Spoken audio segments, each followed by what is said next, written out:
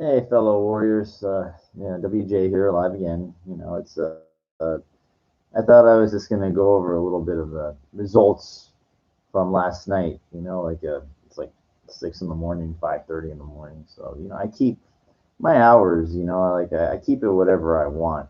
And so a lot of people they would probably think say, "Oh, well, you're just going out at night. You're meeting the bad, crop of women. Like that's not the real quality women. That go to these bars, nightclubs, and stuff." So, you know, I, it's man, I've tried all different times. I do admit, like when you go during the day, or something like, you're gonna meet different quality, more, normal, quote unquote, normal kind of women. During the day, if you're in school or something, but me, it was basically, how do I say this? I know I use so many movie analogies, but it was over before it really began for me. Because you guys know I'm 47 now, so it's not a kid anymore. It's a lot of these guys close to like that guy was M. 33 Secrets, Matt Cross, whatever. He's good. He's a good, you know some of these guys. You're teaching PUA and everything. I know. They mean well and everything like that, but these guys, they had that confidence when they were like really young. I seen pictures of that guy. He's like with these hot Latina chicks when he's like 16. He's getting action probably. He's not gonna. They're not gonna understand what that's like. It's like when they're young and it's like it's just kind of like Richie Rich or something. Like it's a guy that never knows. I know that's a fictitious comic book character and made a movie out of, but you never know, how to be what it's like to be poor. If you get everything handed to you and everything, you don't know. You're what's it like, and you can't understand what it's like because you've never had to go hungry. You never, nothing. It's. I mean, it's like those those Persians or whatever they are, the Kardashians, whatever the fuck. I don't care. The dad was a high end lawyer. He died. He probably left a big annuity to their kids, and they were already had money anyway. It's already like they're already multimillionaire status before they became you know big. Mom basically pimped out her kids, whatever, to hoard them out for the stupid shows and make them out. It's so stupid. People, that's the problem. Is it's like the GP makes these people like who they are, and what happens is that, the movie studios or whatever, the television studios, they look at these people and it's like, okay, well, they're popular, whoever's popular, so we're gonna write a big check. So you're basically contributing, by watching any of this stuff, whatever's in the movies or on television, you're contributing. You're basically giving the okay, you're giving the okay, that you allow this stuff to happen, and I think that the problem is that, well, parents is like, well, it's on TV. What am I supposed to do? It's what you're supposed to do is you are supposed to, start at the beginning with your kids, and you say, look, you know, I don't want you to be like people. Like I want you to be something special, and go out there and be a leader. Don't be a follower. Don't be one of these putzes. Like that's what that's, say it carefully. Because I don't like to put people down. Because a lot of people do, they put people down so they feel like they're better, but they're not. It's a false belief that if you put somebody down, you're actually elevating yourself up. But no, it may make you feel better, but it doesn't mean you are better. I mean, that's just the reality. I heard it. I forgot who said it, but that was a great. I thought of it. I said, wow. So anybody that does that, they're just showing like they're so desperate. They're crying for attention. They gotta try to say, that you're a you're a nothing, or you're never gonna be, or you're not, you're a this or that. They don't even, and any of most people that throw those kind of comments don't even know you anyway. And even if they know you, instead of offering what they should be doing, if they're so smart, instead of criticism, they should be creating solutions that to help you. You know, like that's how you fucking help people. You show them, you lead like the horse to the water, you know, like or whatever, you know. I know it's stupid. I've heard that you can't make them drink. I've heard that thing before, but you know that's the problem.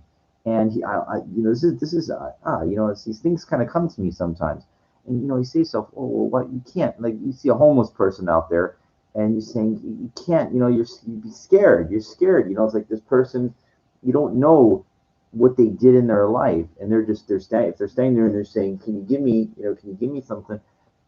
But if they're, and if you know, if they're dangerous, that's even worse, because you say most people, they say, oh, fuck, I'm not putting myself in harm's way to help that guy. You know, it looks like he can't even take care of himself. There's no hope. He's hopeless, and you know, I'm not putting myself in danger to try to figure out, you know, how I can help that person. Um, it's like a fear, you know what I mean? And you know, unfortunately, it's a. I mean, if it was like a dog on a freeway or something like that, or even a dog anywhere, you know, a puppy, you know, would say, rescue it, rescue it. But a human being, they wouldn't care, you know. Like, it's like that guy, you know, he's got a brain. He should be able to take care of himself. He should be able to feed himself. But there's people that are really fucked up. If they're addicts, that's awful, because you know, then it's like, however they're getting their fix, and it's an addict is a bad, you know, it's a, you know, somebody on the streets, whatever it is, drugs, alcohol, awful gambling, sex, I don't know what, all these awful things that can be, you know, taken out of context, and you know, this can really pull somebody down, and it's like nobody's going to help. They have to surrender and help themselves. An animal, people like have sympathy for, you know, like a dog, abused animal or something. You know, it's a huge thing. You know, that women feel sorry. Oh, the poor puppy, you know, it can't take care of itself. Well, in the wild, it does. You know, like the animals or whatever, the wolves or what. You know, if you don't, you die. You know, like if you can't figure out how to survive. You know, a cat, a wild, the feral cats. You know, they the girl that I used to hang out with, she doesn't know. She doesn't know. She would put food outside, and these feral cats, they're all around, and they go and they eat the food, and she's like, they would starve. They would starve, Mike, if I you know, if I didn't feed them. And he goes, I told her, I go, Kristen, you don't understand. These cats. There was a cartoon. It was Heathcliff in the 80s and 90s, and he's like, these cats are smart. You don't understand. What they have is a circuit, and you know, it doesn't matter when you put the food out there. They're not, you know, those cats, they know, they see. You think you're the only one that's leaving food out there? Those cats have a circuit. They know. They're not stupid. It's like they you know, they know that they know where to sleep, because it's safe. You know, it's dark, it's safe. They can't, you know, like nobody can get to them. And so what they do is, all right, so the one, you know, who's ever, like, you know, they're around, and they all know, it's like, all right, well, we go down the block there, you know, she's gonna leave something out there. And then, like, about an hour and a half later, what we do is we go down the block, through the alley. There's another woman. She leaves, you know, some milk outside or whatever, the, you know, bowl of water, you know, there. Then after that, then about another hour and a half, we go back around. There's more food there, and then we come back to this place, and then it just, they do this all, you know, it's just it's a circuit, you know, like it's like running a lap, you know, they do, and it's just, these cats don't go hungry, man. They're eating better than most domestic. I'm laughing, I know it's funny, but it's so true, you know. They're eating better, you know. They're like, you know, these people, they think, oh, those cats, they haven't eaten in weeks. I go, you don't. Cats are eating better than most domesticated, you know, the people's cat in the house. You like, kidding me? But, you know, it's, I mean, it's like, you know, who knows? I mean, you see somebody panhandling, you know, but you know, they say a really good panhandler can make like $100 a day or maybe more. I mean, that's like, you know, if you got no expenses and you're really, you know, gotta make my money, you know, that money adds up. You know, it's like you got no expenses. It'd be funny if like somebody's, oh, look at that guy, man, he looks off, he has nothing. So you give him $1, and he just like takes a giant fucking wad out, or like he has a briefcase, it's like a full, and he just puts one in there. He goes, "Thank you, you're helping, just giving me nothing." You know, it's I don't know, I'm not gonna get into that thing, but oh, okay. So what's the topic? Yeah, we're talking. Well, it's various thoughts, but I want to talk about what happened earlier tonight. So, there's a big thing, West Hollywood right now with the coming out of COVID. So, it's people going out, and it's the big this month. It's like the gay celebration, whatever. I don't know why it's this month, but it's a lot of people out there, and there's a lot of women. There's a lot of lesbian women and stuff, but there's a lot I could saw straight women. And he said, "How can you tell?" I says, I can't tell. I can't tell. I can't judge somebody. If somebody's walking around like this, that's what you think. You don't know. You're judging somebody based on physical mannerisms. I mean, you can jump to conclusions. You can say whatever. Somebody's wearing a rainbow thing, going like that. You don't know. You can think but that it's you. Who cares? So what if it is or it isn't? Again, I'm there for my own goal.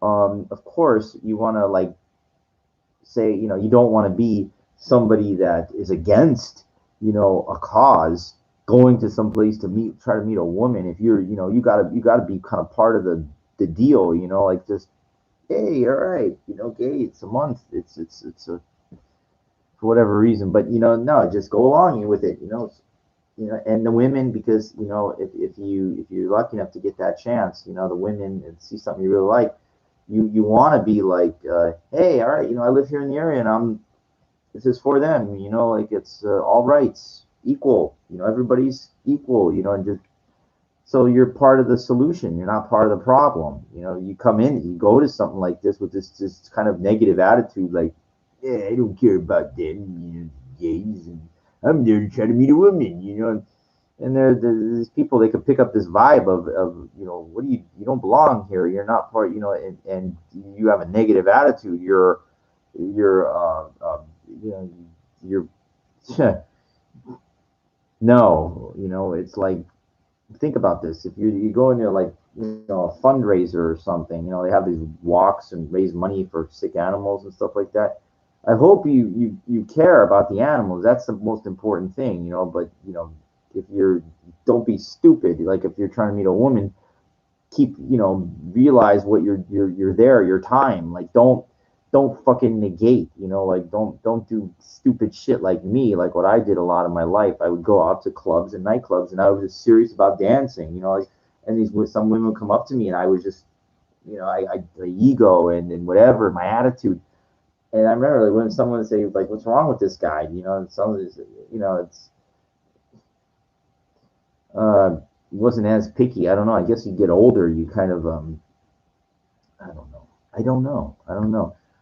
So anyway, I went, and I was hanging around there. I was hanging around those places, Abbey, whatever, walking up there, and I'm looking, and nothing's really, I said, I'm still, but warrior mind, warrior mind. If I see something, I will not hesitate for one goddamn second. I'm going in, and there was really, there was a couple, there was some women, they were just like, wow, okay, but there was nothing that I would call any B's, any beyond extraordinary. There was no tens, there's no like nine, way up in the.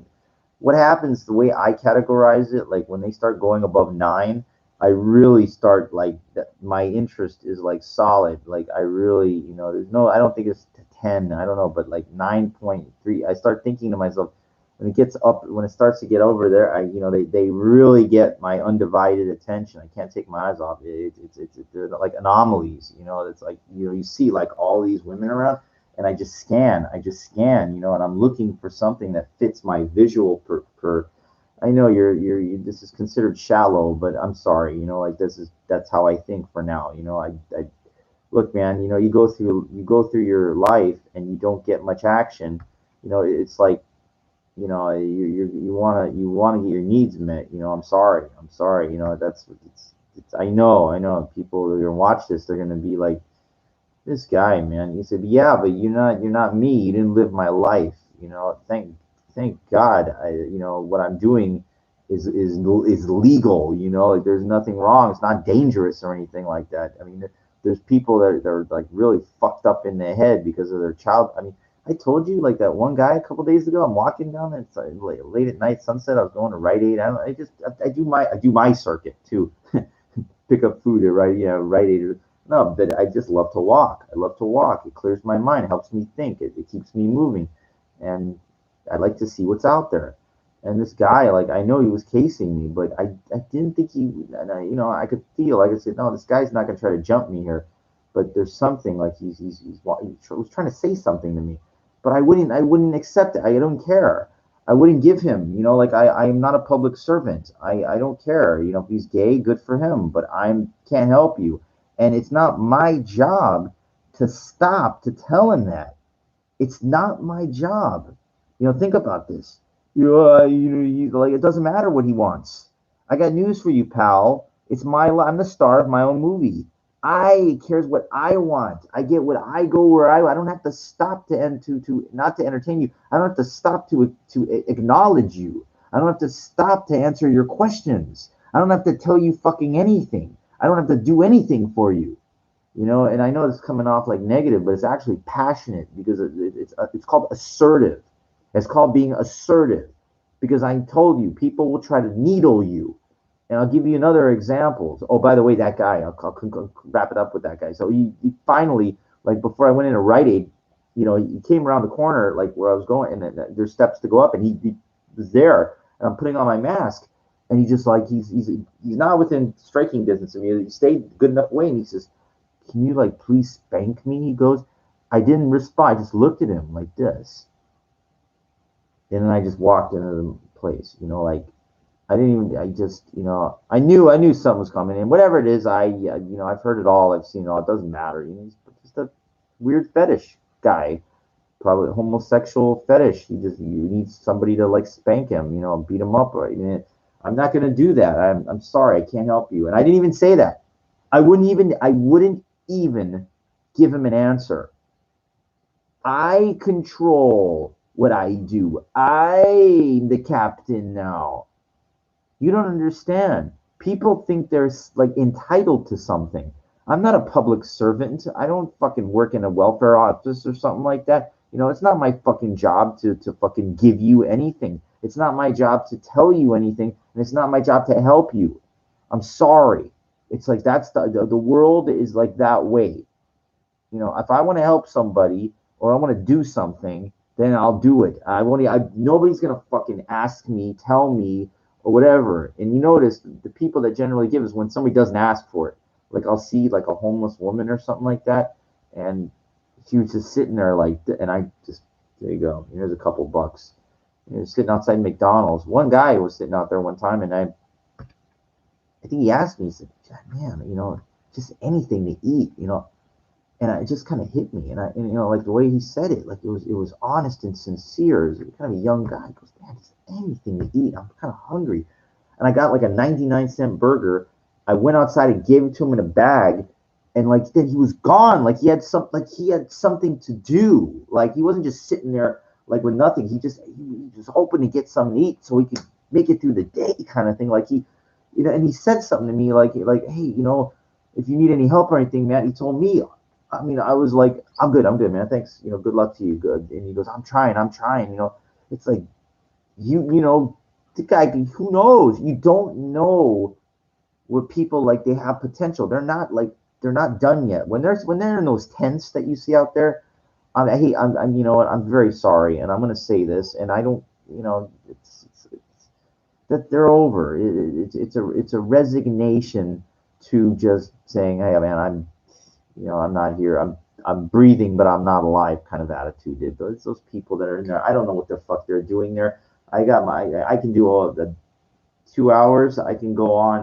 Believe me, I'll do one where I can tell you, I can solve the problem.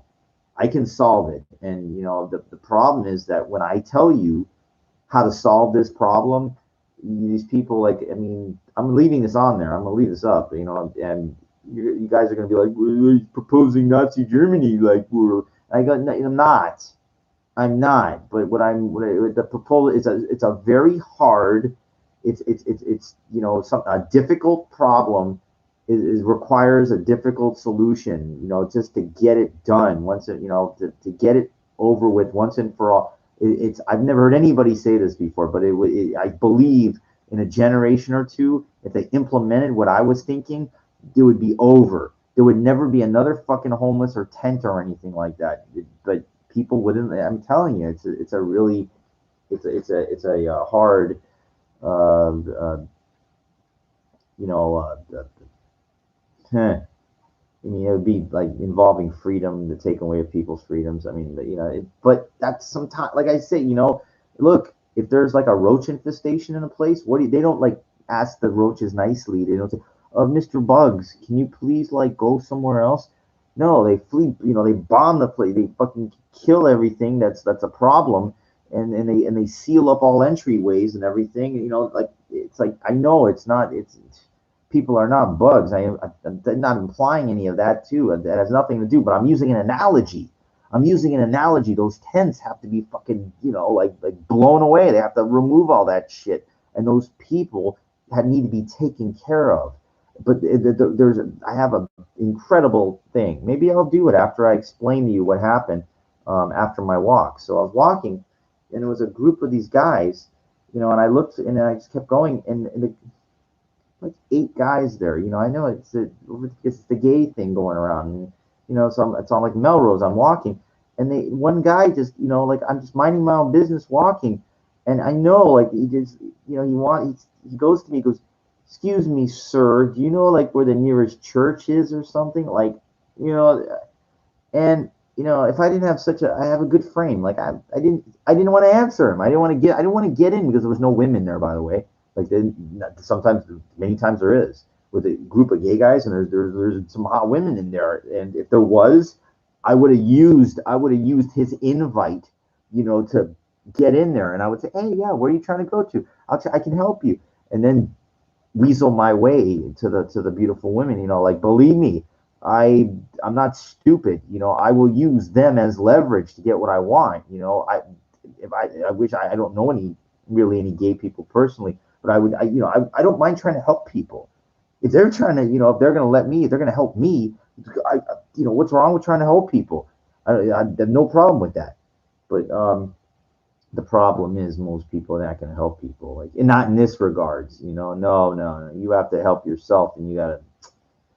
It says you got to befriend the group. I know these fucking the pickup artist thing, and I know there's a lot of truth to that. Like, but I'm not, I'm one guy, like, and they say, oh, be like kind of the happy, you go in there, and hey, what's your name, man? You go to be the social butterfly kind of thing, and I did all that shit. I try, and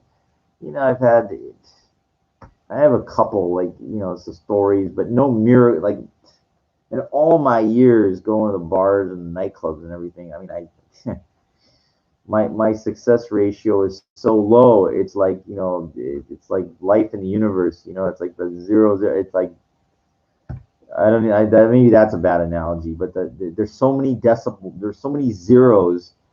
Based on how many nights I went out and how much success I had, I can't even tell you how little. Like it's that low. I mean, just I didn't even mention, yeah, that I remember there was this one Latina bartender. I used to go to this bar in the valley, and then I I just she was what I liked. I mean, visually, she's really. I mean, the first I went in there and I just was like, that's it. I didn't care. I didn't care, like, really. I just saw her. That's it, and I just didn't have any game or anything, but I tried to persist, on her, and she would talk to me sometimes, but I couldn't, like, and I just couldn't bring myself to say, hey, want to go afterwards.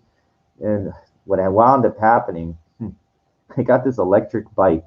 It looks like a moped, but no, it's just a bike. And what I would do is I would take the bike on the red line, and I remember I got the fucking bike. I'm going down, the Hollywood Highland. You go down into the fucking thing, and the PA, the ding ding ding. There are no, the motorized vehicles are not allowed in the thing, and there's no motor. It's a there's no exhaust. It's a battery. It's like technically it's a bicycle. It's what technically it is. It's an electric bike. And they did it twice. That ding ding ding. No electric things. I know they were talking to me, so they have like an emergency intercom thing there. So I push the button and I go. And they go, yeah, Metro operations. Can I help you? I says, yeah. I just want to tell you because I know they're looking at my bike. The cameras and everything. Can you just tell them it's not a motorized, it's not a gas powered, it's an electric, it's technically an electric bicycle. And they're, oh, okay. The people is this funny, now you've got more, of those, but this is a couple of years back. So take the bike and then I get off at like the North Hollywood station. And then I get on my little bike and I go to the bar. The bar is like, where was it? It's Pat's Cocktails, his place. It was on Riverside Drive in Laurel Canyon, right off of there. And it's like that woman. She's so beautiful. I just it's like wow. I was captivated. I was like, that's what happens. I see what I like, and it's like wow. It's I wish I start dreaming. I said, man, this is like so. I wish. God, and so what wound up happening? So after like 2 years of going there, and she got like, she drinks a little too. I'm drinking, and she, I danced there too. That was the thing. I like they have a DJ on certain nights, so I was getting my dancing in and doing my practice and trying to hit on her. And one night, I guess, like I said something nice to her, like, and she was drunk and she like kissed me and she gave me her number, and I'm like, I was like, oh my god, like it's gonna my ultimate, it's gonna happen. I was like just so I started like texting her emphatically, a word, I don't know. I was texting her and I was like, oh, yeah, I would love to hang out with you. I would love to hang out with you. And no like real response. I tried to leave a message, no response, nothing. I don't know what happened, and and I just got this one time. I think she said, "Oh, I'm busy with work," and I think she was drunk. But one of the DJs said, "Well, you should have got her, like when she's going that. But she's a, she used to be a stripper or something. So unfortunately, those women, I don't say it's nicely, but women that have done that kind of stuff, they're, it's not damaged goods. I don't know what to say. Mentally, there's something wrong. They're not. They I don't, I don't know what to say. I don't want to say anything, that really belittles people. Like I guess I'll, stop at that point. But what happened was, I thought about starting to learn the PUA thing, and it's like, well, come on, man, you gotta put the pressure now. Like, it's either you're gonna, what are you waiting for? Got a number and he kissed you. Like, you gotta move now. You gotta go hard. It's like you gotta do it now. And I wasn't seeing her for a while. I said, well, where? I asked the other partner, I go, where is she? Where's the? Oh, she's like working at some rehab place now. I think so. I knew like what her social media thing is. So I looked on her social media and it shows that she's saying, oh, it's working at some rehab place in Hollywood. So, and I was like, well, I gotta try. I gotta try it. It's like, well, what, but I don't want to, part of me was like, you know, what? Just part of me just needed closure. I had to go there to step up. I had to go there to step up. And people say, you don't go to somebody's work. Don't go to somebody. It's a bad idea. It's a bad idea. And I said, well, I have to go for it, in life. So I had kind of the warrior balls even back then, like when I was still maybe 5, 6 years ago, so, I did go. And I waited, like I said, I went on a Saturday, and it was like this. It's like this kind of like these houses that are connected. It's like a rehab, but it's not. I don't know, business. And I went there and I'm looking for her.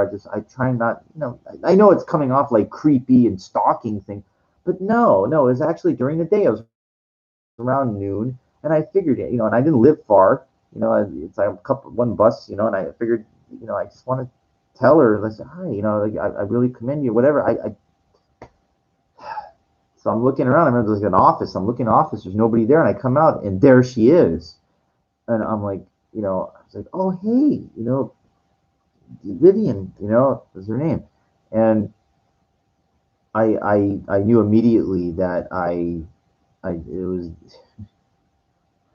She looked at me and she goes, what are you doing here?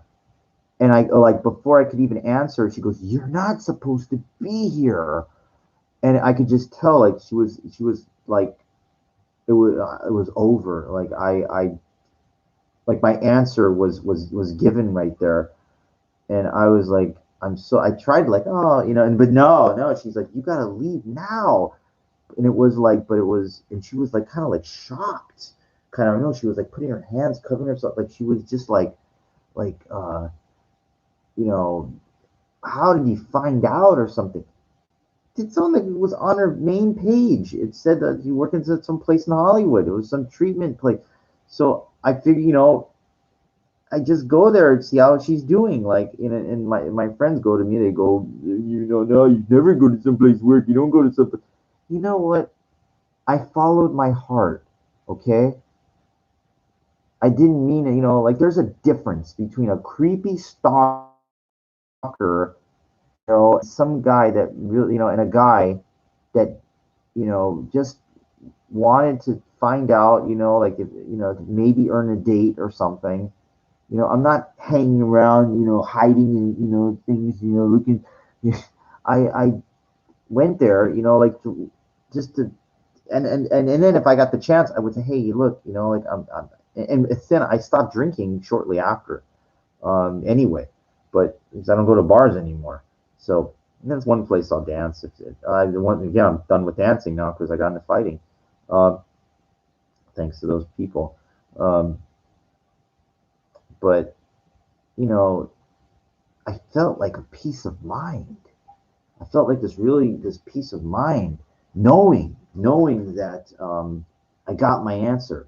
Oh, and sure enough, about like a couple days later, I got a um, social media, um, like very summary from her before she blocked me. Like I couldn't even respond to like why I was there, how'd I find it. She goes, how did you find out? She's asking these questions, but it's like she wouldn't even, I couldn't even respond because she's not,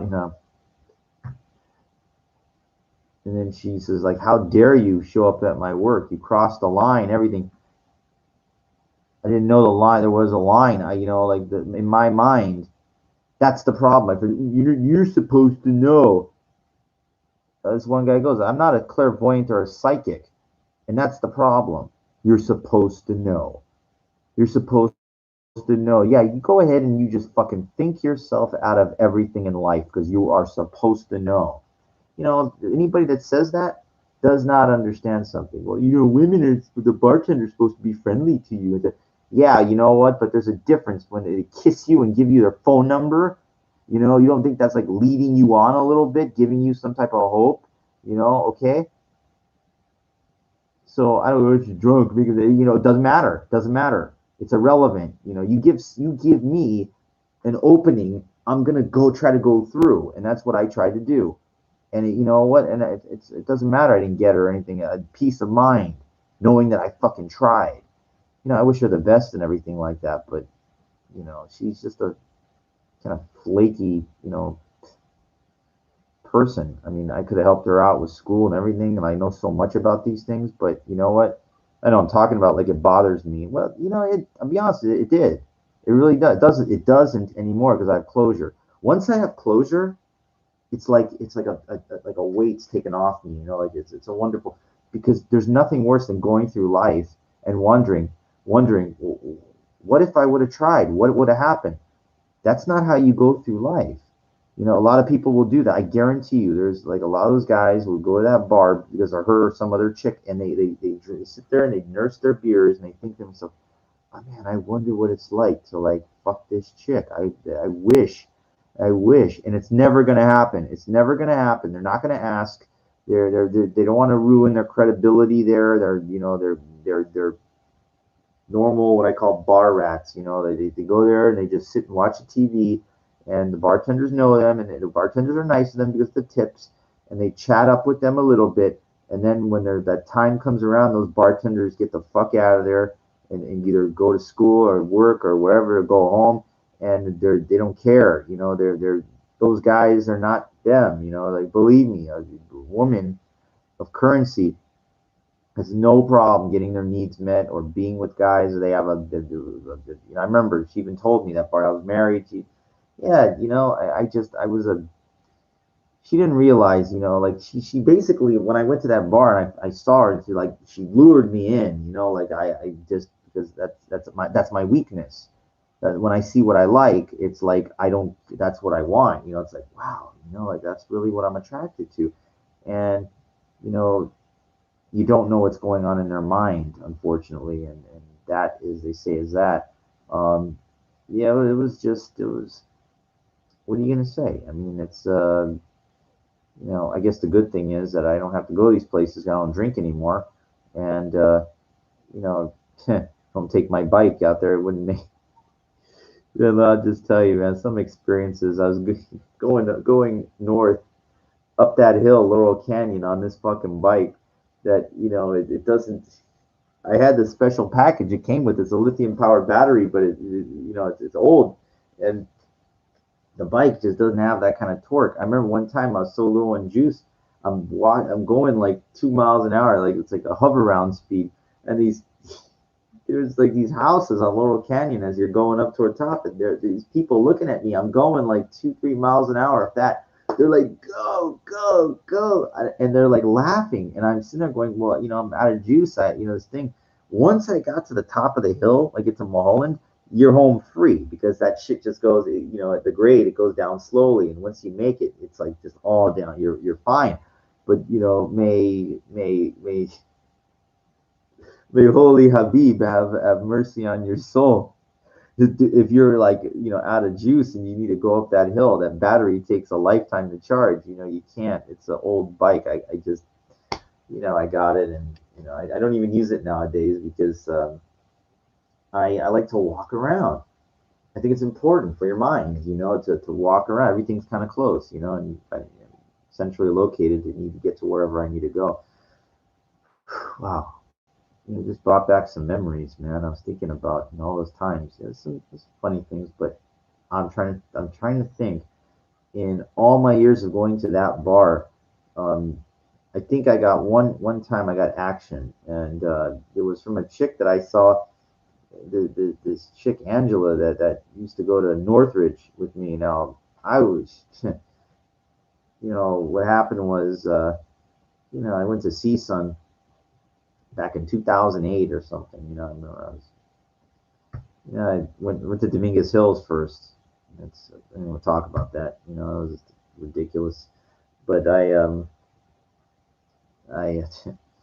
went to like Northridge, and I was like the oldest. One class I took, this geography class, like the oldest person in the classroom is older than the professor. I mean, it's like sitting there going, and that's, I was like 33 or something at the time, and I remember it was like just, you know, just too late to the party in life with everything. You know, it just, the youth, it goes so fast.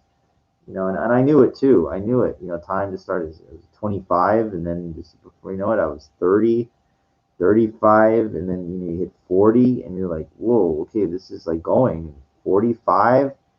You're like, whoa, you know, like, so it's, on the way to 50, and then you're looking at these young people out there, they're not even from your time, you know, in your, you know, different generation, and you're just like, wow, it's like life kind of, you feel like it's like, you know, you want to go out and have fun, you want to be, but you're not invited. And I think what those bullies were trying to do, in their nice way, I guess, because they didn't physically punch me or something, is tell me that I'm not invited to the party, um, of society. And I got very offended by that, you know, because they're not, it's not their place to dictate where I belong. We have freedom here. It's America still, last time I checked, and I will go where I want, when I want, wherever I want, if I can. You know, there's no fucking way, and I will fight literally to. And notice my knuckles getting bigger, you know, because I've been practicing, you know, just on a bag, you know, just so many, you know, love it in the gym, you know, just becoming automatic, you know. I love it like when I can, it's the two speed bags, and not speed bags. I'm sorry, they're heavy bags, and like it's lighter toward the top. So like what I do is, the chop, you're chopping it sometimes, hitting it at the top, and then like I'll do like a back kick, working on my leg strength, and I'm hitting that with the heel. I'm hitting it fucking solid, and I'll do like a roundhouse. It's like fuck. I feel like, it's coming easy. Like it's all those years of dancing. Body movement and control. That's all it is. That's all it is. I am a little concerned about, not the where I throw the ring and it comes back and moving your head. The randomness of like, okay, it would be great if I had like a partner or somebody that, can say, all right, well, I'm going to come at you like this, let's do it real, let's really, you need a training, a couple guys, you need to work with dudes that like, they're gonna try to fucking jab you, and you can, really feel what it's like. Grabbing a bag is one thing, but it's good to practice on real people, because hopefully you don't get in a situation, but like, if most, an altercation guy comes at you, and it's fast. Even a nitwit, like an angry guy or whatever, some goylem, that doesn't know how to fight. He's not going to come like real slow like this, where you can fucking, all right, well, when that hand gets here, I'm just going to fucking take it and break and down and pound. It's going to come at a very high rate of speed. Even doesn't matter. The most unskilled guy, he's just that it's in one. It takes less than a second, for him to come from here and wham, like, and that's your face right there. As Master Wong said, your face is gonna be decorated. Like I'll talk about that guy in a second. He's great, but like, just even an idiot. I don't care. Some college kid that doesn't even practice. Like he gets real mad. He goes, "I'm gonna show you," and he just goes like, whoa, he just comes all the way the farthest way around.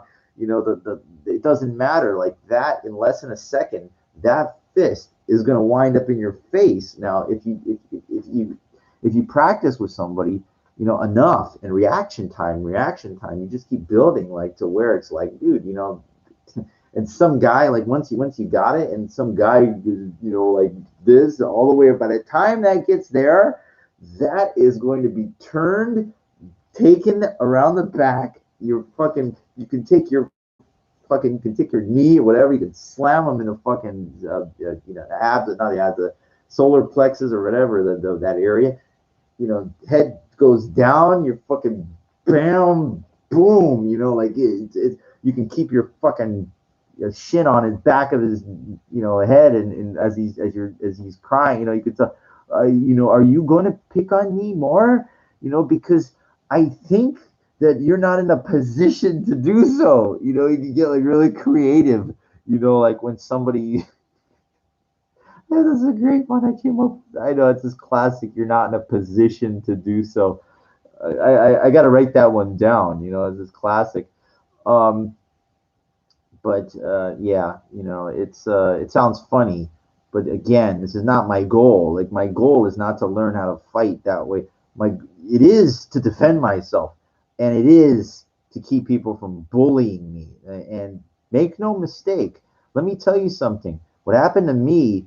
That 4 or 5 days ago, it was really fucked up, man. It's not a couple guys got in my face kind of thing. They scared the living life out of me. Like it was I think it would have been better if somebody just would have came up to me and would have even hit me. I would have that would have been what they it was completely uncalled for. Like I don't think I've ever, in my whole life had so many people come after me just for being assertive, like being what I call a real man, like it is completely unwarranted. The security there and everything, all those fucking people by EPLPs, it should, they should be ashamed of themselves. I went there, even during the day the next day, it bothered me so much. And you can tell in my voice, it bothers me still. And it really gave me a wake up call, like to what could happen. It's never going to fucking happen again because, I'm watching, I'm learning. I'm going to learn all these different arts. Like I told you, for me, if I give up dancing, that's a dead serious. I mean, I am fucking really serious, about, defending myself. There's never, like I watch this Master Wong thing where the guy, like, what happens, the guy's coming at you, and this guy, this Master Wong is not, it's like not like that other guy. The Fight Science guy is good, about like, taking, but this Master Wong guy, he doesn't take no bullshit. I mean, absolute nothing. The second you get within that distance of his hand and some guy's coming at you, he basically just says, the second you're at that fucking thing and that guy tries to push you, it's like, again, the hand goes in like that, those guys or whatever. It's like a fucking circular saw. You're putting your hand in the fucking bandsaw where it's gonna get destroyed. You're gonna lose your hand, and I mean, not, metaphorically, but that guy. I mean, he will kill you. Literally, I watched. Like what he does. He's like, it's like a machine. What happens? I watched. It doesn't matter. The guy's like, think he's like this little twerp or something, and the guy is like a fucking, it's a circular. It's like the wood cutter thing. You put the wood in, and it just, the mulch comes out or whatever. That's what this guy can do to you. And it's like it's. I mean, I can't imagine, like those guys. If I had that kind of power, and those guys came after me, and they were like right there, like they scared the life out of me. I'm gonna fucking just, it was like, boom, boom, boom, boom. You're not in a position to be calling me. You don't look like in a position. I mean, it's, and it's, again, I didn't provoke them. I didn't provoke those guys to do that. That's all I did was hold my frame. Now I did get, girl, what are you looking at? And I said, whatever I want. Like I held my ground, but that was, she was completely I mean, like, wow, this guy is for real, like whatever. And she went back, like she went. I thought, it was over. Like, and I heard this, what? I heard what? Like I heard like something beyond, so far away.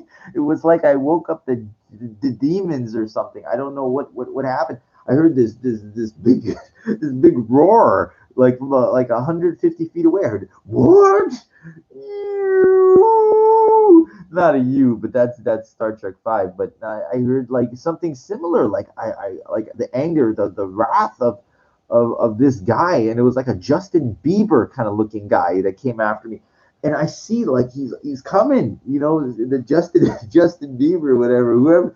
He's, how dare you, just you? It was so like he was.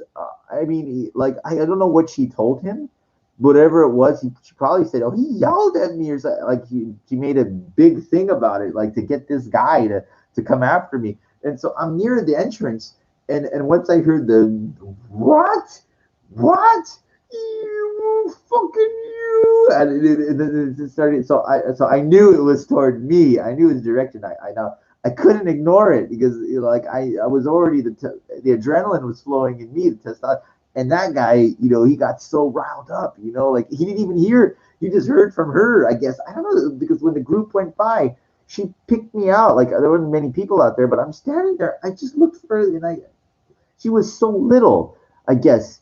So now, I could have said, I could have been real, like a real piece of work. That would I guess it would have been more like warranted if I would have said something really like, lowball, like she goes, what are you looking at? There you go, a very short woman. I could have said a very little person. Like I could have said something that really, like I just, but the fastest thing came to my mind. It was whatever I want. I had to respond. I'm not going to take it. I feel like, I got this thing that talks about different types of people. You have your domineering people, then you have your submissive people, which I hate the most. The submissive people are the ones that the cream puffs, like I will talk about. They can't say no. They can't do anything.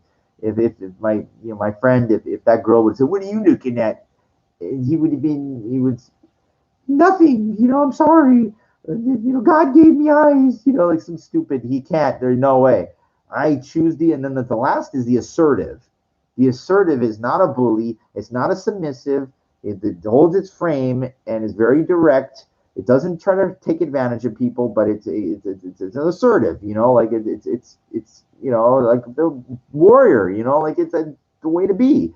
And it's just unaccepted, like it's not when somebody like, and she was trying to be domineering on me, and you're not going to, she's probably because she's so little, she was like so small that she just probably, I don't know, she had a couple in her, and probably a half a beer or something, or a mixed drink or whatever the hell she had, and when she came out, she just looked at the first, whoever the first person was, and it was happened to be the luckiest guy. It happened to be me, like of course, like I'm not standing in front of the door like hungry man there. I was standing off on the little on the side, looking around. And what happened was the first I told you the Rolls Royce pulled up, and it was off on the side, and this big, a woman got out by herself, and I was like, just yeah, you. I said that was what I wanted. So she got out there, and I didn't like run after or anything. No, like she just was going toward the entrance, but down the sidewalk. So I went, and I was at the same pace as her. And so as she's walking, I'm walking, and I'm like, "Hi, you're very pretty." And she's just, "I'm not having any of it." And I said, "God, I just wish." And it just didn't matter. Like her goal, this mission. What the fuck is she doing? Now there were two guys in the Rolls Royce, like driving, and for some reason I don't know. Like again, I'm relatively new to this warrior mentality. I just like to like look at people directly, like, and those guys driving in that car, they drove real slow by me, and they're looking, and I'm looking at them, that's it, and they're looking at me as they're driving by, and I didn't like shake my head or like, I didn't do anything. I just, I look like I think Brandon Carter called the death stare, if it's somebody like, I like that. It's because the more you say, the more information people are getting, and they can size you up very quickly. But I can't believe the. So what happened was the busty girl goes in, and so I'm all fired. I'm all like inside, all riled. I'm just like, God, this is, she's gonna come out. There's nobody there. I said, there's other women like that. I got to stay here. I got to stay. And then like I swear it was like time went by so fast. I couldn't have been there for more than 2 minutes when that group came out, and that little Smurfette, that little nothing, she goes. Yeah, I looked. I don't even know why I looked at her. I looked because I look at everything. I just don't want to miss anything. How's that? It's like I don't want to. I look at everything, so I see everything. Why not?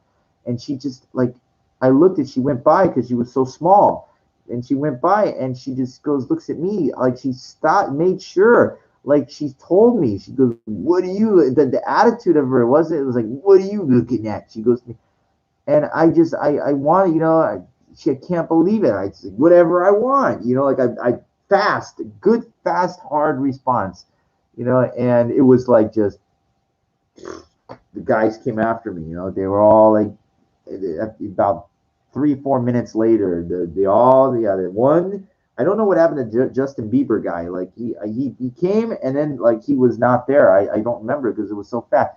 And what happened was, so I saw them, like, so what happened was, I like, remember Han Solo in Star Wars, he unclocks the fucking, he's in the cantina and he's talking to Greedo. He's like, yeah, well, that's just the thing here. What Yeah, well, and Yanimato de Solo son Pitale.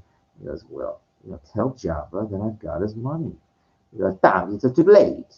He says, Jabba said, that everybody in the galaxy wanting for you. He's glad I found you first. Like, I remember the subtitles, and he goes, yeah, but this time I've got the money. He says, hand it over, and then, you'll give it to you. He says, I don't have it with me. Tell Jabba that I'm gonna pay him. He says, Jabba's through with you. Blah, blah, blah. And then he goes, the bounty on your head is so big that everybody's looking at it. And you could see like he's just getting his fucking, he's casual, he's getting the thing ready. And he goes, you know, underneath the table, he's got his blaster out, and he's calmly, and he goes, I've been looking forward to this a long time. So yeah, I bet you have. And then Greedo's dead like that. And so he's just so cool about it, because he's got that blaster on him, because he's like, he knows he's a smuggler. He's gonna get into fucking altercations. He's running the ship's made the Kessel Run in 12 parsecs. 13, 12. Remember Force Awakens? I like the girl. She's they picked she man. Let me tell you something. they really, she, did a good job. She did the best job she could, running with that. I think that first movie, like, is very underrated. It grew on me after a while. It grew on me, like, when I started put it together, but then they just, Disney in the fucking time. Where was I going with this? Oh, so, the Justin Bieber guy. But then, like, what happened was I saw two guys, they were coming at me, and they were, woo, I guess they were part of the entourage. I don't, it's like, with a delay or something. It took them time to get mad. I don't know what the thing was, but they just, like, were like all, like, that guy.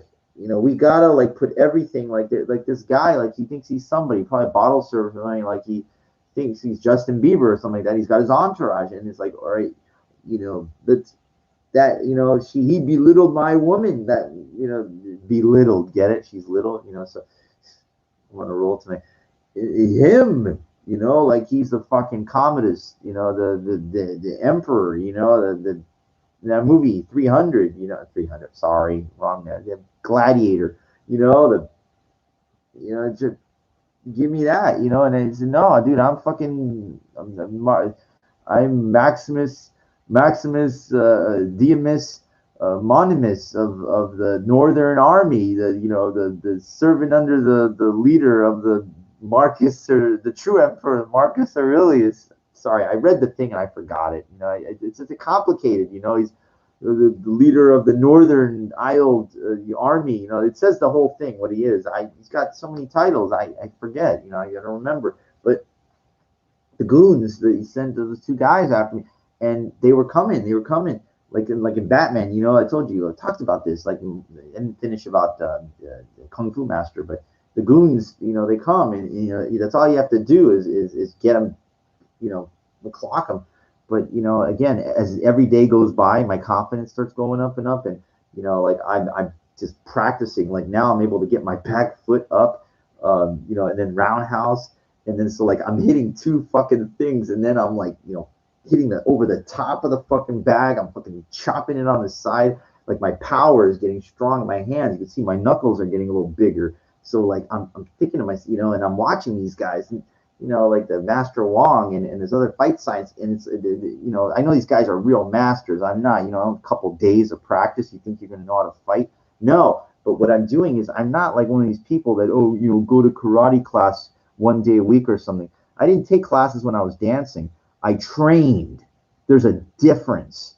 I told you, like, in 12 weeks, like, with my knowledge in bodybuilding, I could fucking, change my body. Like, I get into it, and that's all that I fucking do. And what these guys fucking did to me, psychologically, they made me think. And, like, when I went home, and it's not just a simple bully kind of thing. I was thinking about just, the span of, like, I don't know how, what could happen in life. Somebody could try, if you're walking on, somebody could try to jump you at night. Altercation, somebody get mad and try to fucking hit you. There's a couple different scenarios, but the whole thing is, you're not prepared. Yeah, okay, walking around with mace and the little thing is very, very good. It's probably good enough. But you know what? It's like, the problem is, if you're trying to do a pickup thing and another guy is in there, like, you need to have that confidence that that you can handle yourself. Like, what are you gonna do? Like, some guy, like, you're trying to talk to a woman, and you're gonna, like, guy kind of comes in, is with it, and you're gonna pull the mace out, man. You fucking, come on, that's insane. That's no. The whole idea is, like, if you understand, like, how people's body positions, and you can kind of tell, like, okay, well, he's this far away. Like, I watched Master Wong. What he does is, somebody, like, comes in to his space, he just fucking puts his hand out, and the other fucking is chopped, like, on their neck. I mean, it's like, just whoa, and he pushes it right at him. Like, I can't, I just cannot believe when those guys came at me, they were so close that, if I had the ability to do it, you're not, what, you're going to wait for them? You don't know what they're going to do. Now, I looked, they didn't have anything in their hands, but okay, so I was talking about that. So they were coming at me, and I can't, I was calm. I was calm. Even with the adrenaline, they were coming at me. But I said, you know what? I got the mace thing on me. I know how this thing works. And I unlocked the thing. I took the thing out. I had it in my hand. I clicked it on. And I put it down. And they did not hesitate. They did not. They were brazen. So they came up. They came up. It's all I had to do was like get back, get the fuck back. You know, if I didn't want to do that because I don't. I'll be honest with you. I hesitated. I was scared. I was scared. Okay. I cannot tell you the last time that something like those. And then what happened was, then they backed off. Actually, I backed up. They kept on me, and then they finally backed off. And then what happened was I started to walk away, and I thought about how big of a pussy I was. I didn't stand up for myself, and I went back there, and then that's stupid. I took off my jacket, and I'm like, yeah, come on, man, And then this third guy came out. The third guy that he looked like, I don't know if he could fight or something, but he started sliding. He goes, come on, man, hit me, like he was really, but understand, he was coming at me as he was slapping himself. Come on, he hit me, and like he was coming, and I that time I didn't have the mace. I thought, well, I just don't have enough fighting experience under my belt. Like I thought, like I try to, like, I just don't know. I'm trying to do something, and if I, he could be, even if he had a couple in him, if he's got a little bit of training experience under my belt, he could kill me, like he could. So the whole idea is get back. Like, you just don't know, like, what somebody has. More than likely, it was just all bluff. But it's like, you got to admit something. Like, I will give them this. They're very brazen. Like, even with whatever, like, they don't know. They're just assuming, like, I had the fucking mace thing, like, in my hand. They didn't even look at my hand as they were coming at me. Like, how could you not see? Like, it's right there. I got it in my hand right here, and it's small, but I could have just fucking, I like both of them, like it would have been done, but Jesus, it's yeah. I know I talk about it. It's just sometimes, it's talking about the same thing, but it's it's I believe in life that things happen for a reason. My buddy Harry, he's a great guy and everything. It's nice. They don't get it. He doesn't understand. He goes, "You're gonna get yourself stabbed. You're gonna get yourself killed." Okay, I didn't have, tonight. Well, all those women I saw tonight, everything. There was nothing. It was okay, but like, I was looking for really something that I really was like, holy shit. Okay, I'm in. I'm going. I'm going. And there wasn't even one. There was close. There was a couple that were close, but I just felt like, because of my intensity, if I go in, then it's going to be altercations 101. Like it's just, or and look, a lot of these guys. I mean, I don't know. Like I'm just trying to be a little practical here. Like this is. I know the warrior is supposed to be like, you have to understand something. Society functions a certain way, and you go ahead and you really have this thing. I'm going in, and like sometimes it's like over the top. People can be threatened by it, because it is like, you might be getting into their personal space. You have to under look. There's a difference. I know I'm saying some things are not illegal, but if you scare somebody, then how is it going to get you laid? How is I'm going in. I'm going in. What do you mean? You want to get the woman, but this is not caveman times.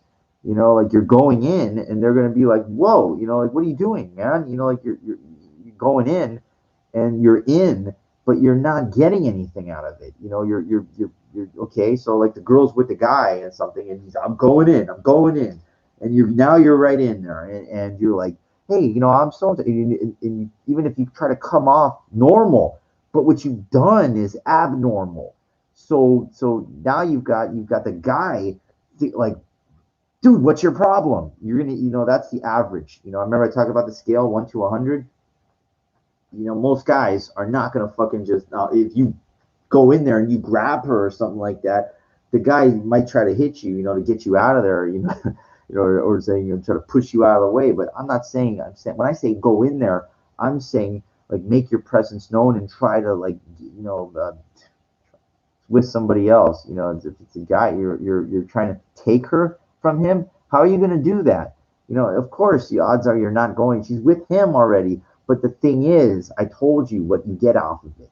you get like some type of, there's a magic of sticking your neck out there, like of your being, of having cojones, of having balls that will lead to other things in life. I'm not saying go around, like to every woman that's, and just be like, to the guy and be like, hey, I want to go out with you. Hey, can I talk to you for a second?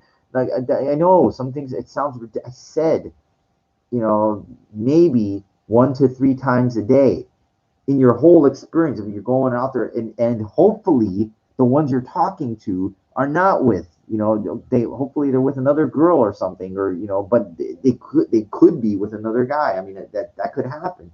But if you overthink things too much, you're going to overthink things. And this is see, the problem is this is I know what I'm asking for is like kind of extreme, but it's like it's for a rare kind of guy. It's for, a guy that's not like a general trying to learn pickup. It's for a guy exactly like me that's like, trying to crack that shell. I know I talked about it before. You go back to my other video that talk about all that. I said you're dealing with a unique type of paralyzing fear is what I have. It's something that it doesn't mean I'm unique, as a person, but it means that what I'm trying to do in a sense is unique.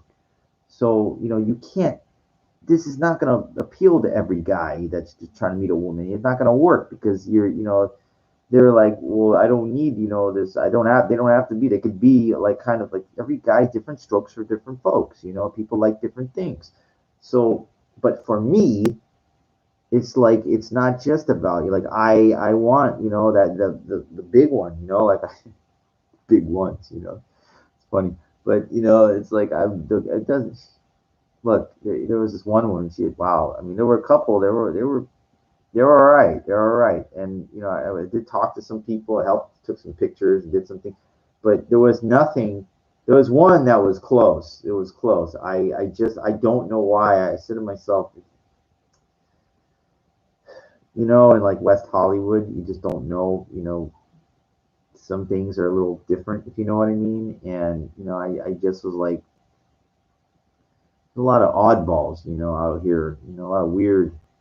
It's not your normal, quote unquote, normal kind of scene, and it is what it is. I mean, you got a choice. You got a choice. You can like, when I'm talking to myself, literally on here, but it's like you can either, what's this? You can stay and you can fight, or you can, just resign to society's wishes. And I know it's like there's no one entity called society that says, you will not do anything. Like, it's not Xerxes' empire like saying you're not, you cannot become, you cannot have. Nobody's telling you that, but in a way, they are telling you that, because think about that. When I go and talk to these women, they know what I want, and I cannot tell you the average end result is have a nice day, goodbye, have a nice day, and they're saying basically in the nicest way, get the fuck out of here, you're not, I'm not interested. So I could throw it back at these women. I could say, how would you like to feel if you were just, rejected every fucking time? You would kill yourself, okay? A woman would not know how to handle that. Like, I've heard of like these gay guys committing suicide because they like couldn't meet anybody. They start, you're fucking with their psychology, their brain. What's wrong with me? What do you mean? They go crazy. Like, I'm not saying all gay people, but I'm saying like a woman that doesn't get hit on, like on average, let's say like a decent looking woman that wouldn't get, she would go nuts. She'd be like, well, what's wrong with me? How come nobody wants me? They go fucking crazy. It doesn't happen, okay? It happens to guys. It happens all the time, all the time. And we're men though. We're supposed to be able to handle that rejection, like, and a lot of it. It's like, think about that. You could literally, I read it was a P-Way in a pickup artist book or something about a guy. He said, okay, I'll play the numbers game. And what he did, he stood by this bus stop, a very, very busy bus stop, and it was like every woman that got off that bus, he said he hit on them. He said, I'm playing the fucking numbers game. It's like 500 women in one day. He just tried, do it real fast. If they say no, okay, all right, bye. Hey, are you okay? No, all right, okay. Bye. Hi, can I ask you out for a coffee? Something like that? Really? Oh, okay, cool. Here's my card. Can I get your number? He was just he didn't care. It didn't matter to him. He just wanted to see numbers. He wanted to see like how many he could talk to. I don't care. It didn't matter as long as it's a woman, transgender, a woman, whatever. They didn't care. So they're accepted people too. It's all they. Everybody's fair. So what happened was, and I think the end result is he took a, after he said, well, I talked to like this many people, and then I got like this many phone numbers, and then like I wound up meeting this many women out of it, and I got laid like this many times. So I think his numbers was like, he got 2 or 3 like out of like 5. It took him, I don't know how much time to talk to that many women. I don't know if it was 500 in a day, but it was a lot. He said it was like, and those ones that he didn't care, he took whatever he could get, like it's a salad bar, it's not really, he didn't have to choose, I'll take this one. No, he's not a position, not in a position. He was just going by raw numbers, like just volume, massive volume. I don't do that. If you did that with this warrior mentality, you would die. Like somebody would, like you'd be in the hospital the same day. Somebody would, because you definitely, there's no way that you would just be going up to all these women with these guys, and one guy just gonna fucking, blah, like he's, and see, you know, I know it. I'm laughing about it. I'm laughing about it, but it's like it's the reality. You can't, no, that's it's. I know it takes balls to be a warrior, but you don't want to be stupid, like stupid would just be like, I gotta find the most, the most challenge. It's not the challenging. It's stupid. It would be like saying, hey, all right, let me go to like the think of like the bridge, the Golden Gate Bridge or something. And what I'm gonna do is, remember Saturday Night Fever? That poor guy that committed suicide, the friend of the, Danny Terrio, the John Travolta's character, the Tony Manero, whatever, and he was depressed. He was depressed, and remember he was on the, he was, sorry, it wasn't Golden Gate Bridge, it was Sarasota Bridge or whatever, the New York, the Brooklyn Bridge, or the, I forgot what, I don't know. It's in New York. So he's like that. Look at me, Tony. Look at me. And then he like falls off, like, and he's dead and he's gone. And he was depressed. Remember, like in Tony Manero, he goes, "Come on, we could talk it out. It's gonna be okay. It's gonna be okay. Come on." And the guy was like, just started crying. Like remember, he was sad. It's like, just he was going through a lot. Like I think he was going to be a dad or something, and he didn't want to have a kid. And he just didn't know. He just couldn't handle. He couldn't handle like I know you tell most people that, and they're like, it's not worth killing yourself over. I want you to think about this. Everybody's pain is individual to themselves. I don't know about women. I know they have pain. I know. Suicide is a huge thing, but I'm talking about for guys that would make sense because I'm a guy. I would understand. Everybody's pain is unique and individual to themselves. Something that you might think to another person is trivial. You're gonna kill. Remember, It's a Wonderful Life. The George Bailey, like you kill yourself over $5,000. Starting the business. Remember at the end of it, he had like $2. The day, and then the fucking guy, the guy that worked for him was supposed to deposit the 5,000 in the bank, and he fucking drops it or whatever. And who finds it? The richest guy, Potter. Like in the fucking. I know the rich get richer. They found money like you get millionaires. I know it's so stupid, and it was like the worst thing that could happen was like that. What happened to the money? That's the whole business. Remember he went crazy like the George Bailey. He goes, and they all came to collect the people. Your money's in his house, and his money's in your house. You're your scurvy old spider. That goes for you too. Remember like the whole thing. And his whole life was over, like because of Jesus, because of sorry, my knee. I try to put it down awkwardly for a second, but like, his whole life was over because of the you know the the, the thing. The guy made a mistake. Like it crushed his business and everything. So he wound up like he went to some. It was snowing, and he went to the bridge, and then he's gonna jump off into it, and that's when the Clarence, the angel. I should say the angel of death. And like Judaism, you have that. I don't know really all about that, but it's I think maybe in Raiders of the Lost Ark when they opened up the Ark, and beautiful, and it was the angel of death that came out. It flew around. Remember, because the faces changed into the fucking demons and the Nazis. They all melted and everything.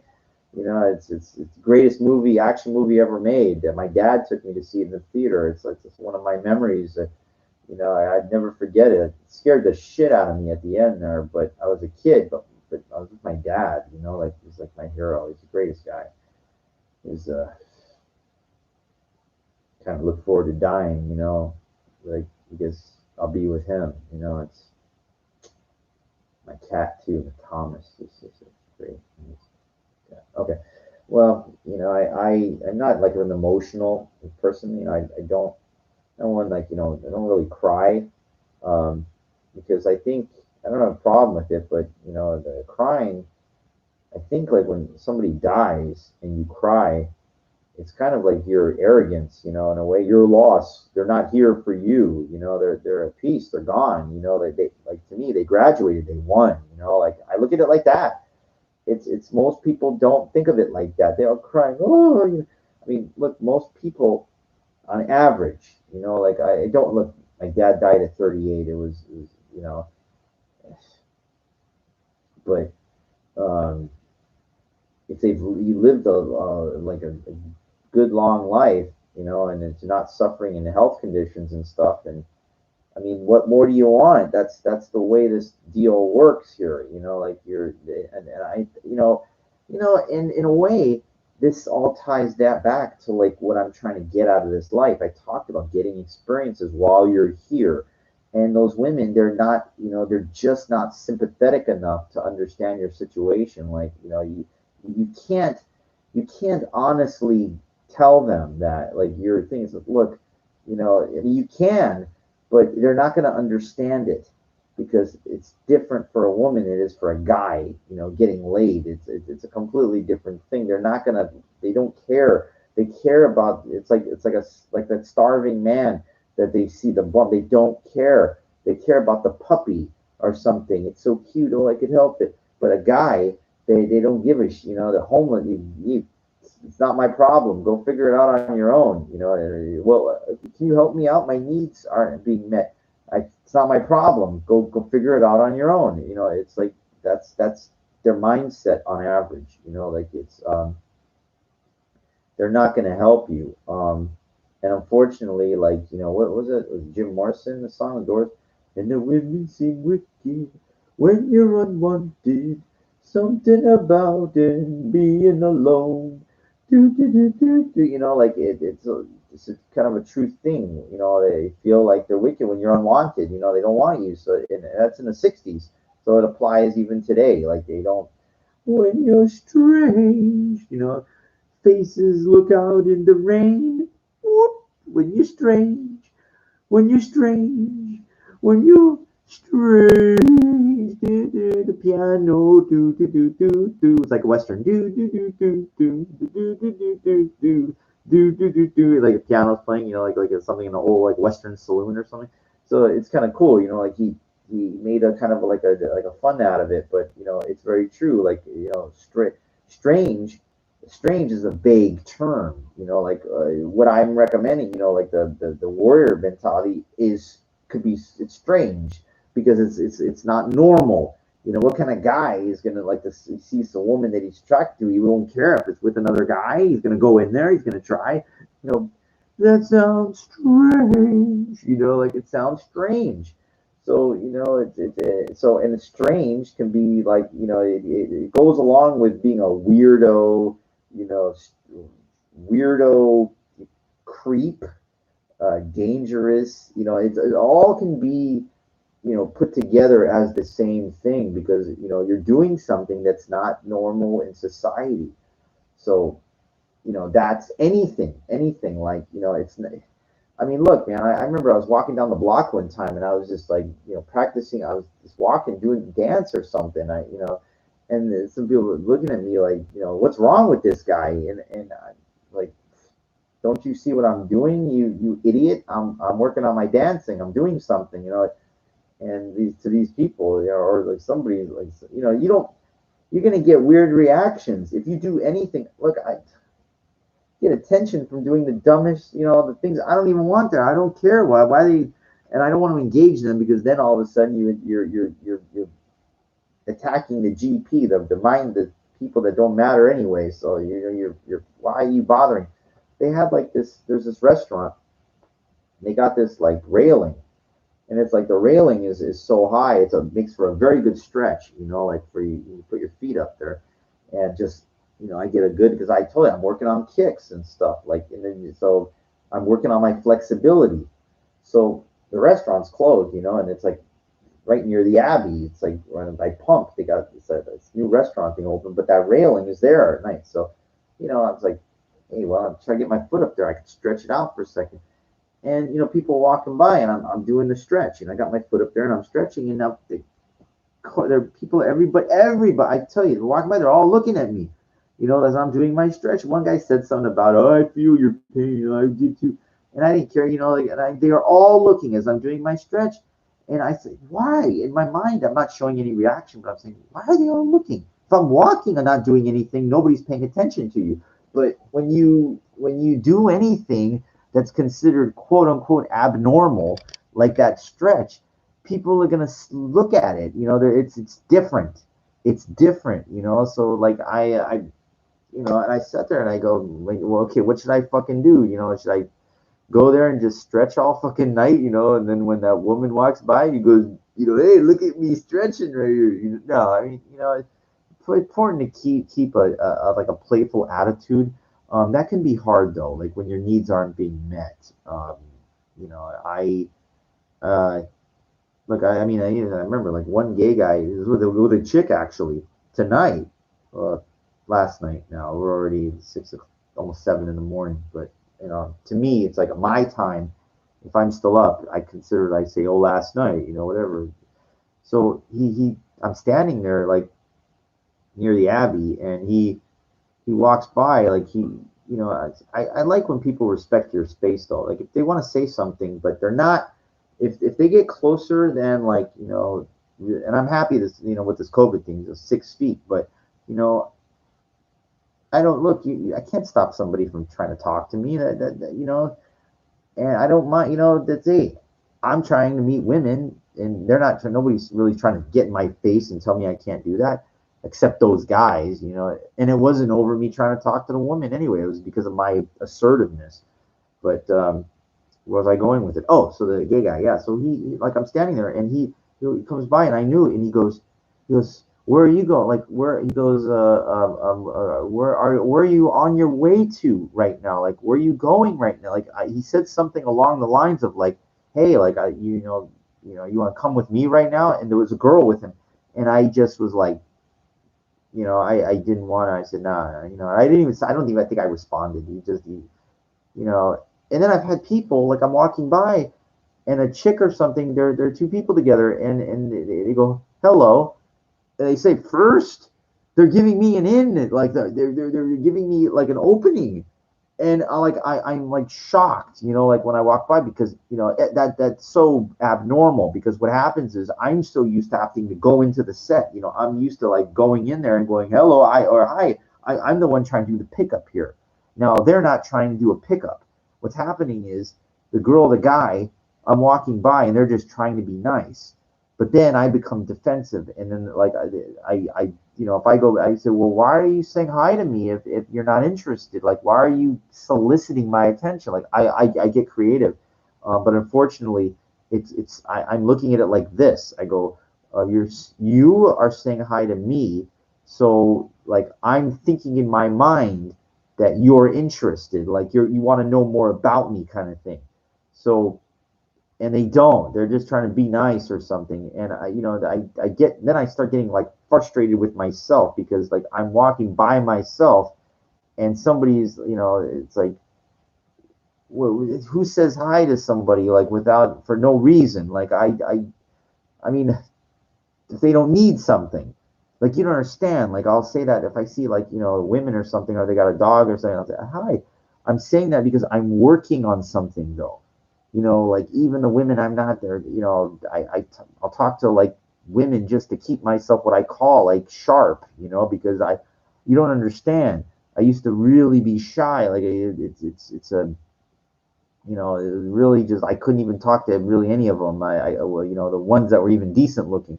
Now I can. It's not I'm not because I practiced it. Like I really got. I started to get better at it, but I'm not winning with the really good ones. That's the magic. That's like when you're you're the king of the hill. Like when you can get anything you want, kind of thing. That's when you're the man. I'm not the king of anything. I'm trying to be, but that's why I put Warrior Junior. Because I'm junior. I'm trying, but I'm not.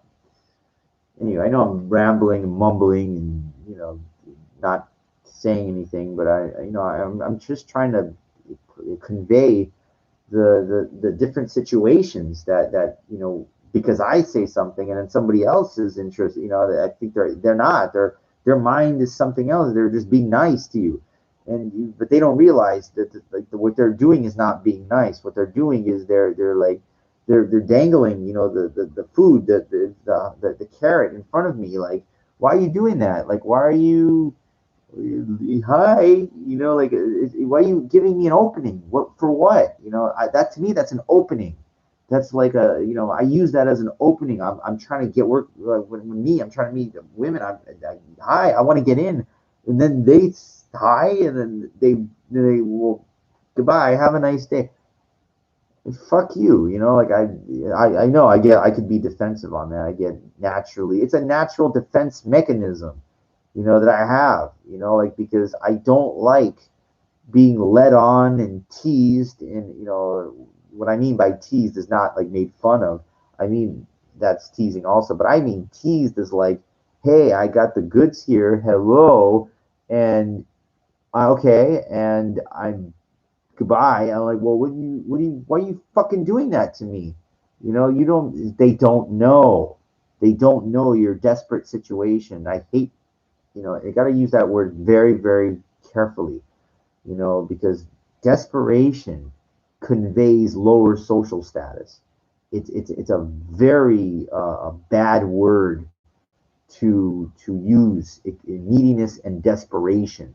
It's a huge turnoff because for whatever reason it shows like you don't have your shit together.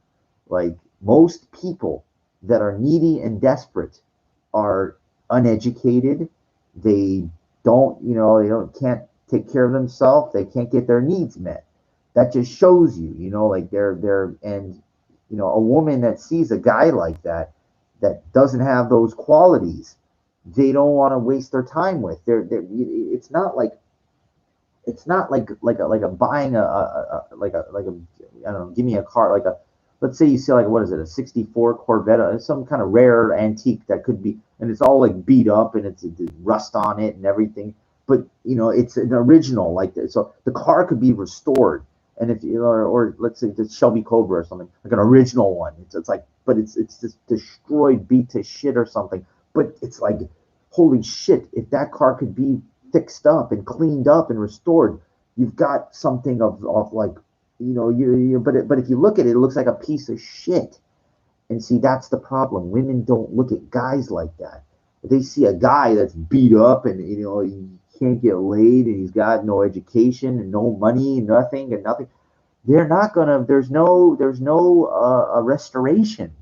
There's no restoration because it's not an inanimate object. It's nothing. It's not like, you get it? Like, the difference between, it's like, a person, like the guy is supposed to be like, and I guess it might work the same way if a guy sees a woman that's like, disheveled and stuff. And I know, like, look, I've seen movies where they the woman's like a fucking I don't know if they ever made a movie about like a homeless kind of looking woman and the guy sees something in her and like it's the closest thing I think what comes to mind is Made in Manhattan.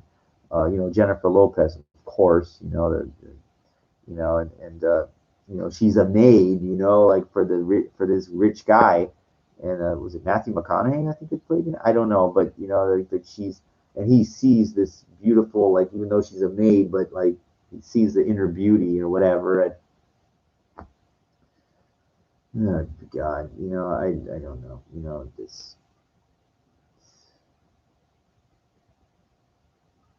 nonsense. When I you tell I'm getting tired, but I'll get one more out because I gotta get it out of me.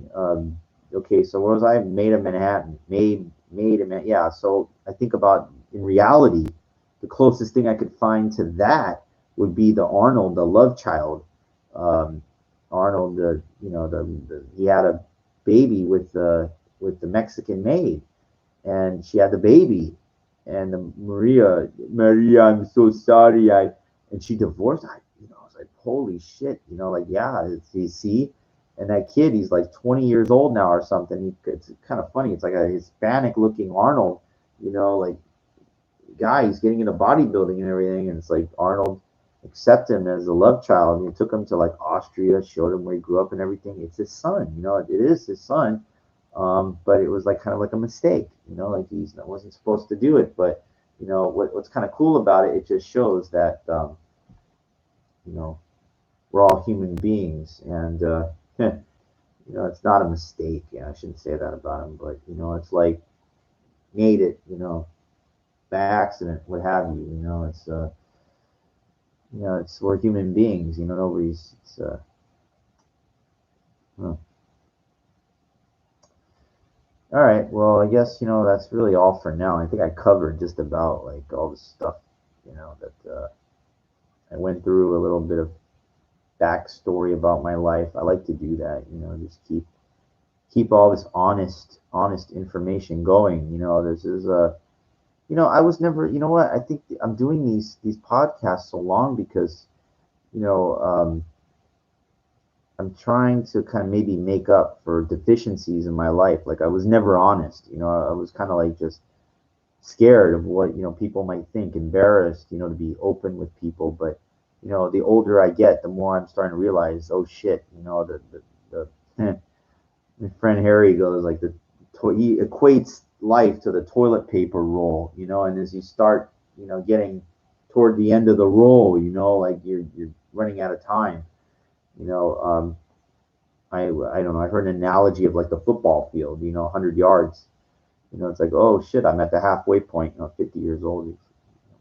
I wish everybody gets at least 100 good years healthy and stuff, but it doesn't work that way. Some people get more, and some people, on the average, get a lot less. I try to put the odds in my favor by like, boy, I'm really trying to watch what I eat. Like really, not try, I do. I went to like Rite Aid, like get last night, and I was like, I wanted to try like they had those old Andy Caps, the hot fries they make. They're like Funyuns. Not really, they're not round. They're like, and they got like a really shitload of the pepper spice on it, whatever. Not paprika, but it's a Cajun cayenne or Cajun pepper.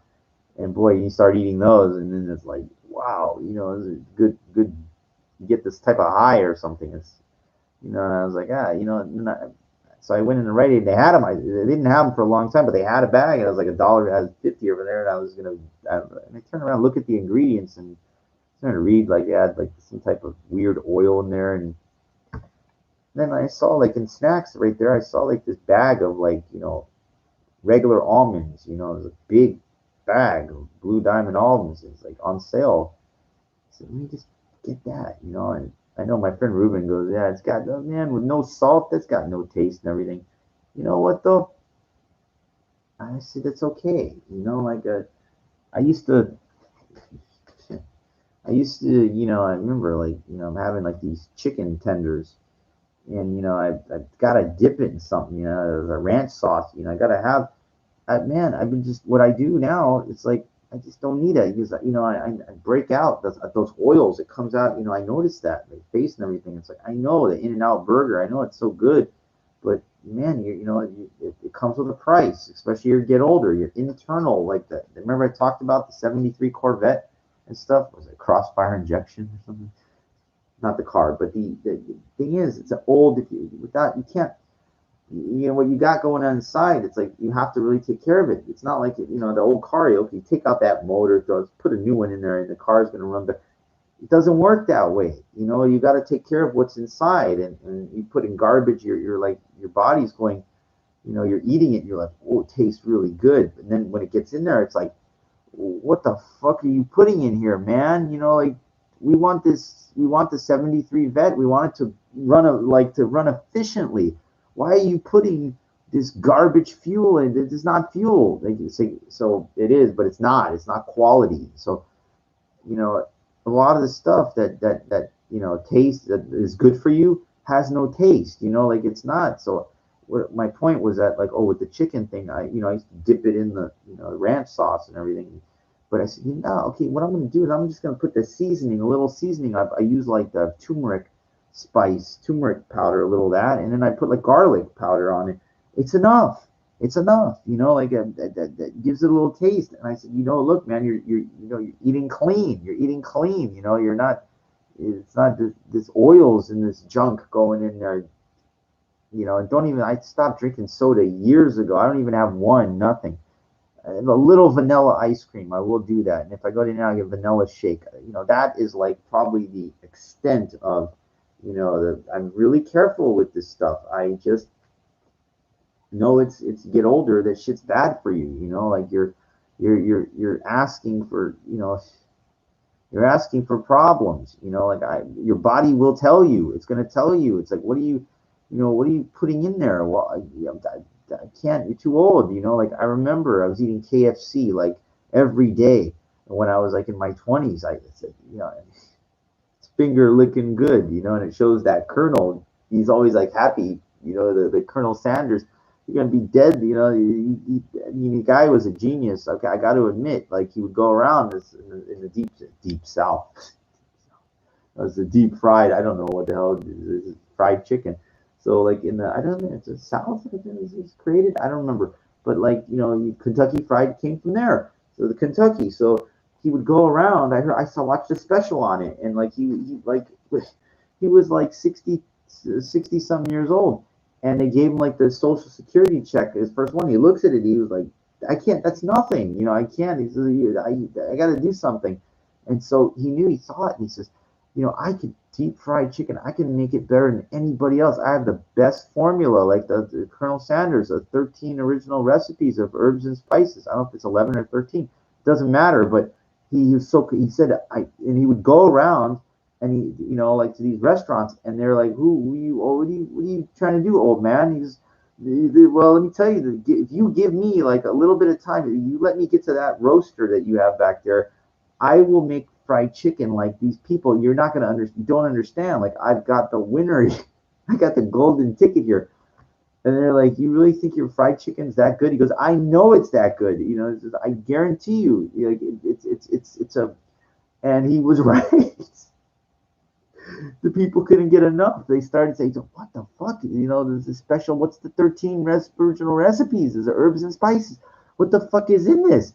And the guy, he just went around. He goes, you can go to another restaurant. He goes, let me tell you something. If I could use your roaster back there, and they go, what are you, crazy old man? He says, no, you don't understand. The restaurant down the block, ask them. And they makes a phone call, and the guy goes, this guy, like, he's got the greatest fried chicken. I can't believe it. And we go, okay, fine. So next thing you know, then they're carrying it.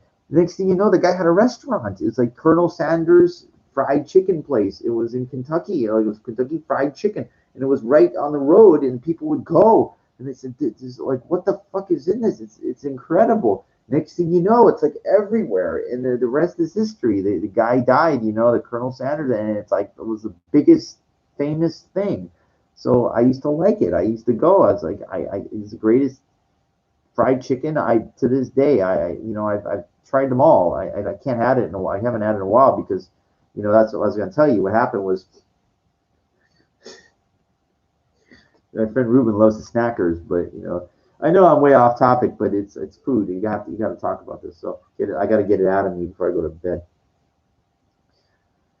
So what happened was, they had to, get the couple pieces, and I'm eating this thing all the time, and then all of a sudden, I'm like, feeling something in my heart, like, what? Whoa, what the hell is that? It's like a palpitations or something, palpitations. Do it, Whoa, heart palpitations, like, palpitations, So, but I said I know it's the oils. It's the oils in the chicken, this fried chicken. And I said I gotta slow down with it, and I did. I said because and this is I was young, so I was realizing this. So I said to myself, yeah, that somebody said the fried foods it boils the blood.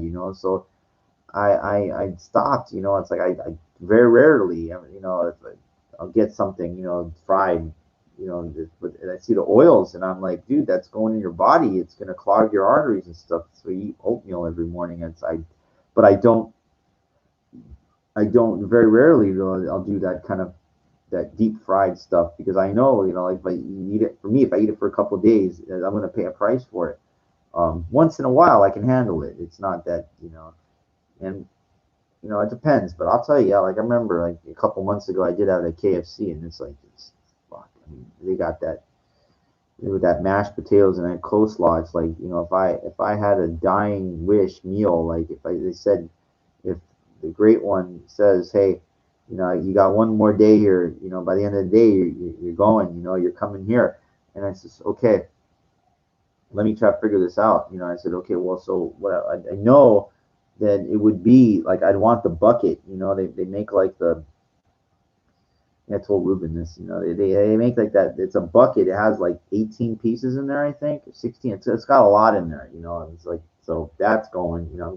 I want the mashed potatoes and gravy, the big one, and the coleslaw on the big one. And they used to have this little dessert thing. They don't. I don't think they make it anymore. But I would want that. That's good. So that's like the meal thing. Um, as if I and then for a restaurant, also Tony Roma's is by far, like there's a couple places there's my favorite. It's like Tony Roma's is like I can't think of any better. Like I went to like Laurie's Prime Rib. I also like Prime Rib, but it really for some reason it's hard on my stomach. But like those baby back ribs, those little pork ribs or whatever the they're with that sauce, it's like to die for. It's like I remember it's like the regular, and they have the Carolina honeys. It's another special sauce thing. When I remember they had like the all you can eat. It's like it's a quality. It's Tony Roma's. The guy is a genius. Is the best tasting ribs that was ever made so far. So and I also like Arby's. Arby's is a prime rib. Arby's, no, the roast beef. Like and they got that barbecue sauce. I think it's Arby's. It's one. It's a great. It's got this.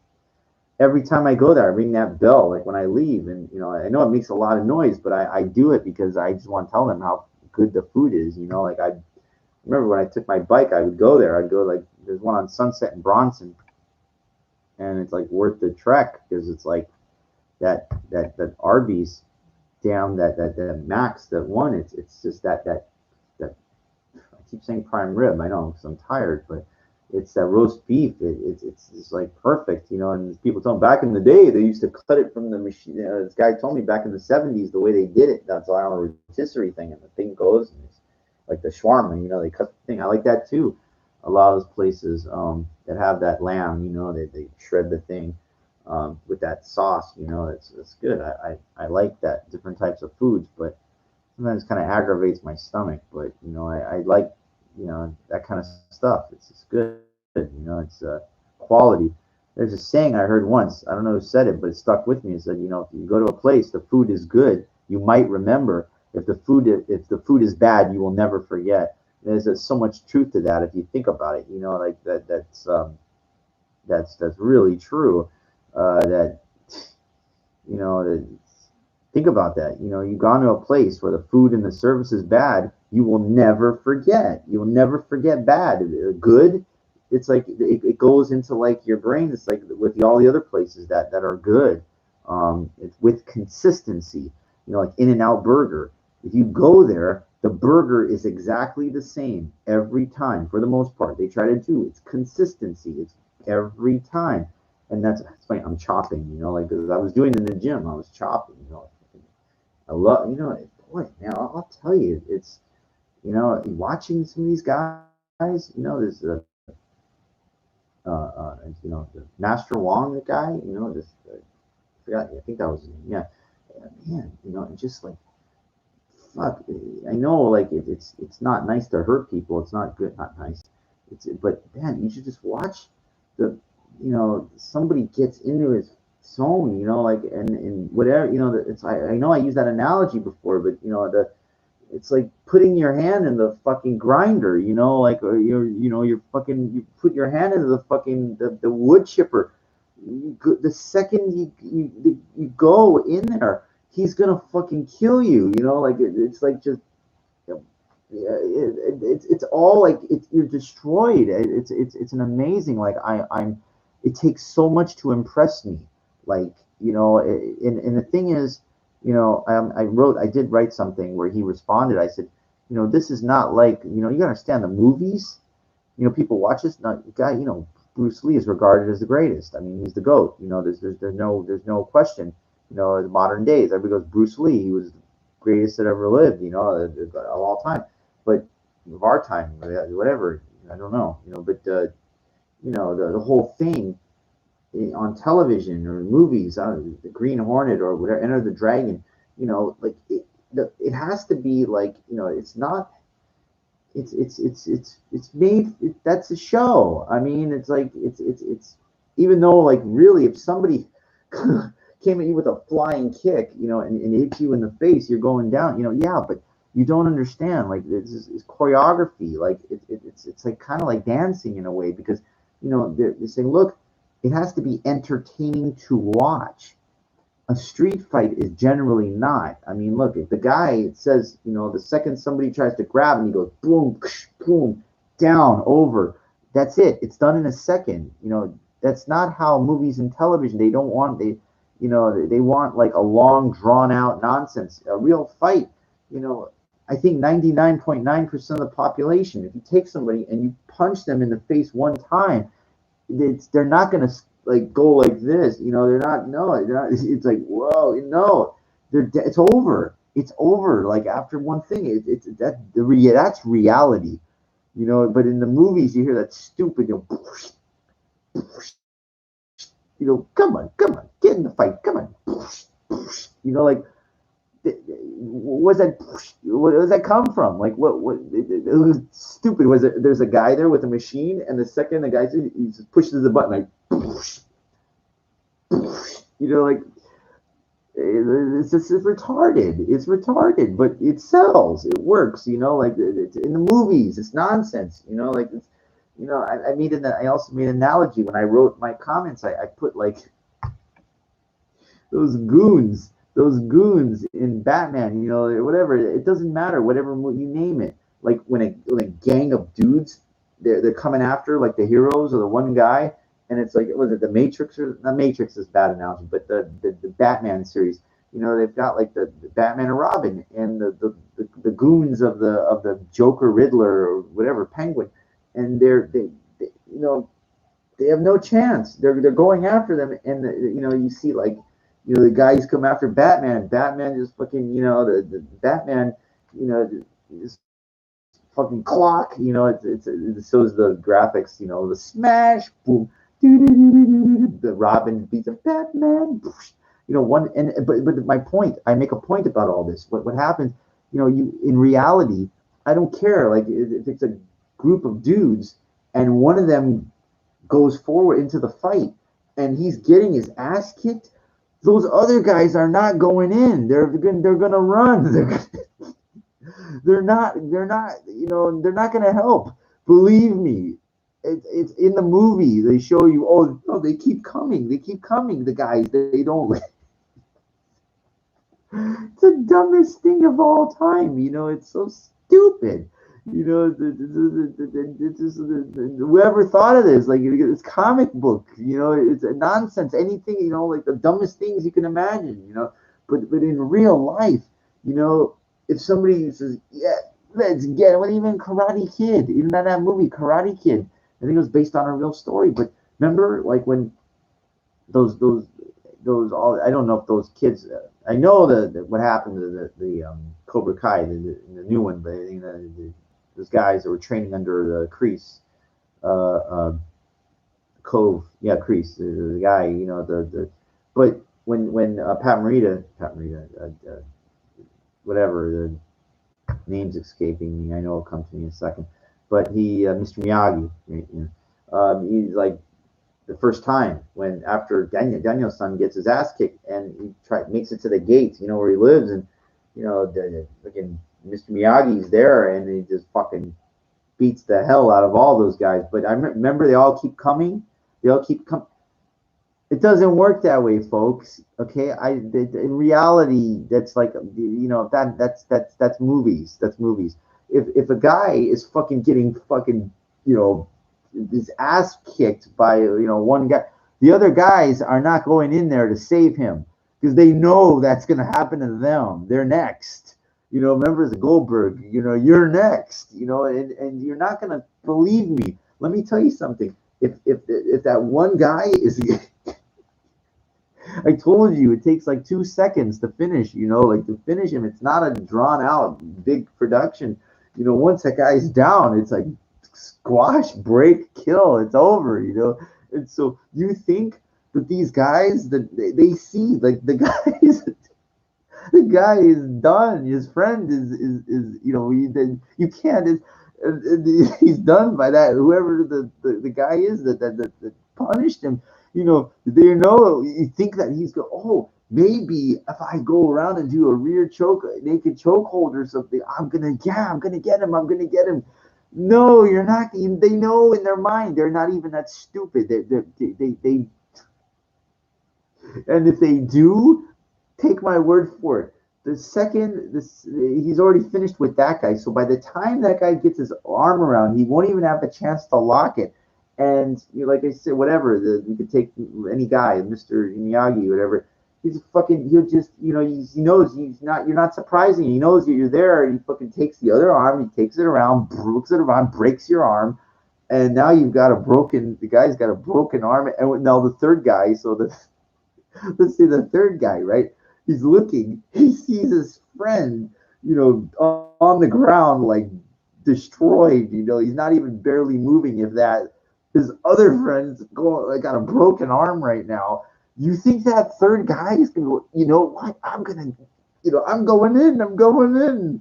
He's not going in. He's not going in because he's not gonna come out.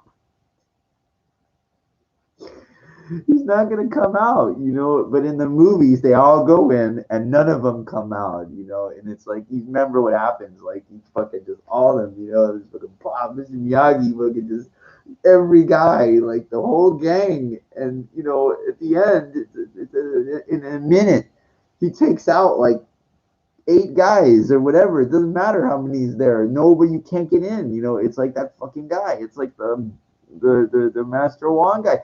You know, he just knows. He's so calculating. But you know, in the real life, you're not you're not gonna beat up 8. There's no.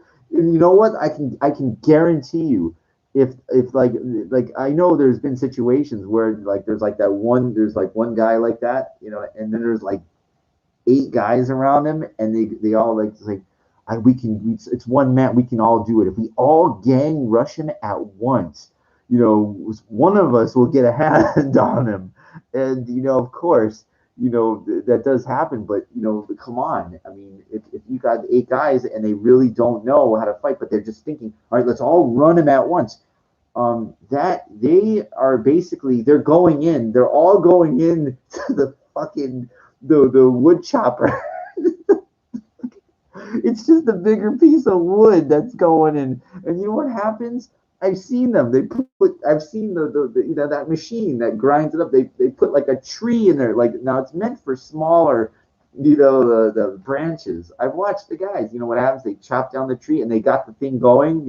And they put the branch in, and the mulch comes out. It's granulated. So, well, you could put, it's a little harder, but you could put like a thick part of a tree in there. You could put it, and it's gonna fucking be a little harder, but it's gonna fucking, it's gonna cut it into a million pieces.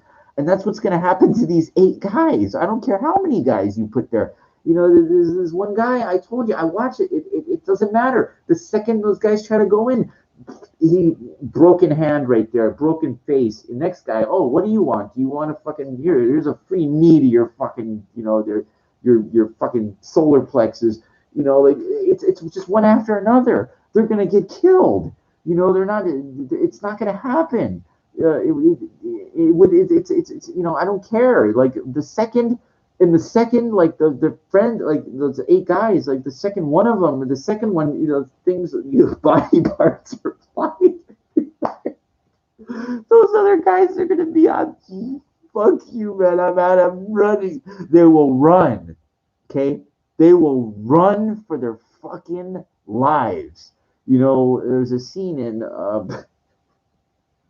Because they know they're gonna be. It's like it's like seeing their future in their mind. Like if they're with their friend and it's like just getting destroyed. Like they see it happening to them, and I don't care how tough you are. Like most people that are act like they're tough, they're not. They that's all hot air. Like they're putting on an incredible show.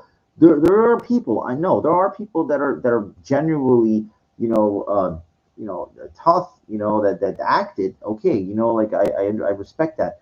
But there's a lot of people that acted that they're not. There's the majority of those people that go around like bullying people, like with that, there's something wrong with them anyway. So like they're not, they might think, oh, I was in prison, man, I was in the military, man, I'm well, again, there's no disrespect. I respect military and everything. But if you use that to bully somebody around, then shame on you. Most of those people that brag about their prison time, they're fucking idiots. Okay, they're proud of it or something, like it's an honor or something. The military is a respected service. Services. And their job is to defend the country. That is supposed to be respected. But anybody that would use that like as to scare somebody for no reason, like a innocent, person, that's a questionable thing. In an act of war, and I think, but I'm talking about like somebody, if you're walking on the street and some guy's trying to bully you and going, "I'll kick your ass, man. I was in the Marine." Somebody, look, there's bad in every bunch. There's unfortunately, but shame on them, because then what you're doing is you're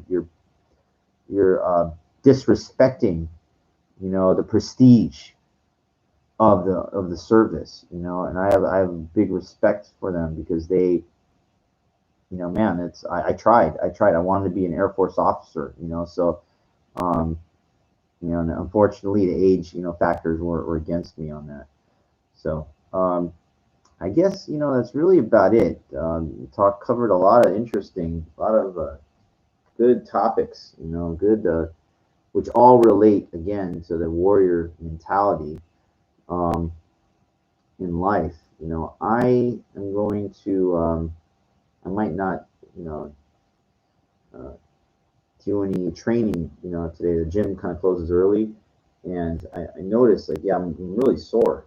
Because, I notice when I go, I take intermittent breaks, not very long, just to catch my breath, and wearing a mask too.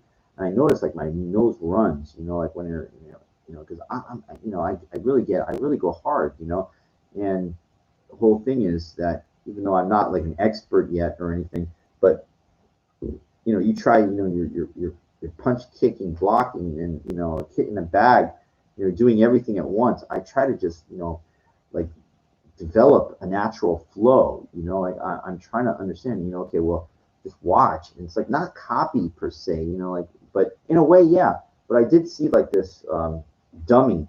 Yeah, it's a wooden dummy, and it's got like the sticks in there, and I watch like how they use it, and there's like a it's kind of like a human body in a way. It's hard, and you just watch like how people do things, and I mean, it would, again, I talked, it would be good to have like a partner, somebody to like, test you, just not test you, but like say, hey, okay, well, punch is coming, learn, just push, learn how to deflect stuff, like practicing with myself. I have kind of a hard time trusting people, I don't know why, I felt like, my friends and this guy I grew up with, Pete, I don't know what happened. I'm worried, he got like banned from Twitter. I grew up with this guy. He's a good friend, I care about him, but I can't get a hold of him. I tried email, I tried everything, and I don't know what his deal is. I don't know why how somebody since childhood. You don't want to talk to them anymore. For no reason. Tell me what's wrong. Like friends are supposed to be there to help you. Real friends, and it kind of bothers me that you're only gonna be here in life so much. And I mean, there was a neighbor I had in my building, this gay guy, and he committed suicide, and I didn't relate to him because some whatever he had some type of gay problem with a relationship, but it was I guess it doesn't matter. It's the same thing. If I'm interested in a woman and I have a problem in a relationship, what's the difference? It's gay or straight or something, but it just seems it's kind of different when for them, I don't relate with them within that context. But I will tell you this: I feel bad because if he would have came to my door at 2, 3 in the morning and said, "Hey, Mike, I just need somebody to talk to, man. I got this big problem here. I'm at wit's end here." I say, "Hey, yeah, let's go talk in the lobby, man. Whatever. If it could save a life, I would have done it. I mean, and the guy hung himself in his apartment, 4 or 5 doors down from me. Guy was like not even four. I don't even. He's 40 years old. I don't know. Maybe. I remember he talked about his parents, like from Texas or something. And that's the time I met him. They came out here. I said, I wish I could have helped. I wish I could have. Yeah, suffering and silent desperation. It was awful. All right. Well, anyway, that's for now. I know it's kind of a somber note to leave on. I don't like to do that, but it's like 2 hours. I think I'm kind of tired. Yeah, it's Sunday. Kind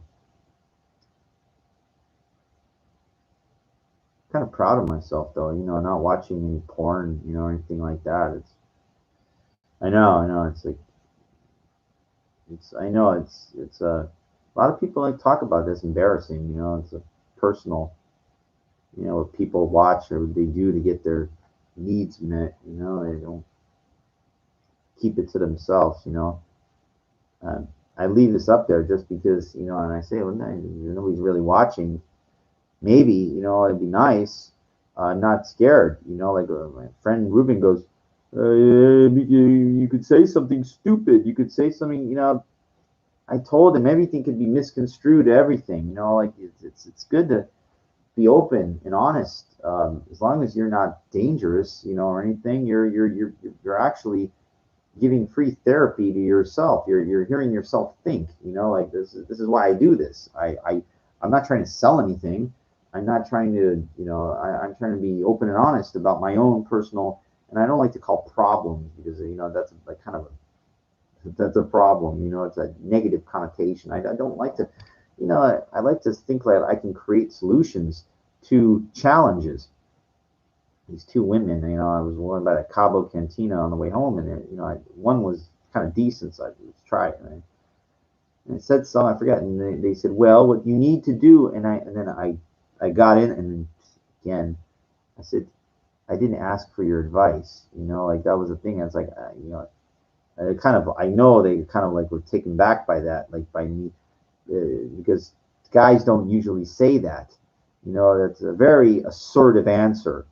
Um, because I remember Ultimate Warrior said, and he had a really good video when he took those guys out and he asked him for all this kind of help, and so he goes, "You're built with an internal compass. that tells you how to get anything you want. It's in there already. It's in your computer. It's already there. You can figure it out. You don't have to ask anybody for anything. You don't need advice. You can go read books. You can learn stuff. You don't need anybody to tell you what to do. I guess if you're a kid and you need a mentor or something, I guess I get that. But, it's just the way that this guy came across was that, you could do this, like you don't need anybody to tell you how. Like now, of course, like we're talking about if I'm going to learn like, specific like martial arts and stuff, and you want a master to work with you and tell you, okay, so like but once they show you how to do it, and you don't need them, then you gotta do the work. That's what it is. When I went dancing, I never really took any dance classes, but thing was, I watch these videos, and it's like I would see like the lockers and stuff, and it would come like automatic to me. But it'd be like if I, Shabadu, God rest his soul. I talked to him when he was alive, and if I hired him for a couple $100 for like a session or something, and he would be like, okay, well, you roll your wrist, point, do this, and I would be doing my, and after like after he showed me, then it's up to you, like to practice it 10,000 times or whatever, just like over and over, like he already showed you, that's it. Now it's like, now you have to like, now you have to like put it into your brain where it's absolutely automatic. And that's what these masters do. It's absolutely automatic. Their flow, like of what they're doing. They don't even have to, it's like almost, they don't even have to look, like it's, they do, but they don't, like they could almost probably beat you without looking. Think about that. They get like a good chess master, whatever, or not even, they can beat you without even looking at the board. It's all in their mind. They already see, they know the board. You tell them, of course, you got to tell them the moves. He goes, well, I moved my, pawn at E4, and they'll just go, okay, well, C3, it's a BB7, BB8, wow, and BB8, like, but I watched this guy. I forgot what his name was. The GM. He did fucking with the time. They crushed these kids. But he needed quiet. He was telling people quiet. But it's in his mind. He sees the board in his mind. He's a master. It's automatic. So you could. I mean, with these guys, I mean, they could probably even with one tie up an arm or a leg. God, even just with one leg, they could kill you. I mean, they're they're just, that's how good. It's automatic. I mean, they put in. So like I use the same kind of philosophy, and I said, okay, well, that's why I had to stop dancing, because I said, I got to put all my focus and train this way. So when I'm in that gym, it's like, okay, man, what are you doing right now? What are you focusing on? Like, just let's do it. Let's understand how everything works here. Let's understand that. Remember, if anybody, somebody's going to try to push you, they're going to try to grab you, or they're going to try to like, do something, look, there's only a couple things, a human being can do. Like I said, they can grab the hands. They have to use their hands. That's 99.999% of time. That somebody's going to do something to you, that they're going to grab or punch you first. They don't know how to kick properly. They don't have enough power because they haven't practiced it enough. Like somebody that's not, like a bully, or, they're not sitting there. That's the most dangerous of all, is somebody that, has that kind of skill set that would use it for malicious intent. I mean, they should be arrested. I mean, if you go out there and you use it for the wrong, I mean, that is like, it's I don't even want to talk about it. That's like that's completely immoral and wrong, and it's something I will never do. If I ever develop that skill level, like I'll never, there's a difference, and you know what, I'll be honest with you, like, it's this is not like about vengeance or something like that. I know, like, it's easy to come in your mind saying, I'm going to show those guys that picked on me. You know what? I don't need to show them, because if God's going to show them, and even and they don't have to wait that long, because I can assure you, I can almost 100% guarantee those guys They go around and they pick on somebody like they picked on me. They're gonna pick on that wrong person. Those guys are gonna wind up in Cedar Sinai. It'll be the last. They'll never. They're not gonna do it again. So it's not just I'm not taking it personally. They didn't know me, but there's just no way. You can't. You can't just going around. Like somebody's gonna call your bluff, and you're gonna have to show. You're gonna open up, and then they're gonna receive a fucking. They're gonna get what's coming to them. They do that shit. They got lucky. They got lucky that because how lucky can you be that have mace in my hand, clocked open when got me, and that's all I had to do was go like this. Don't. And if I didn't decide to, if I didn't want to hold back, when I had it in my hand, they came to me. I could have just, and they're coming at me. I could have just said to let them have it right there. So it's not like I got lucky in a way. They got lucky because I was prepared. I had it on me, like open, like solo, the whole thing coming out nice, and they're coming at me. It's like, dude, these guys are in for quite a shock. I mean, they'll be like having a stun gun. Can you imagine that? And the fucking guys are coming at you like this, and he goes, dude, you take one more step, you're gonna be in for quite a shock. What do you mean? And the guy takes a step, like they're like, like electric, like kind of like the power of Palpatine, like yeah,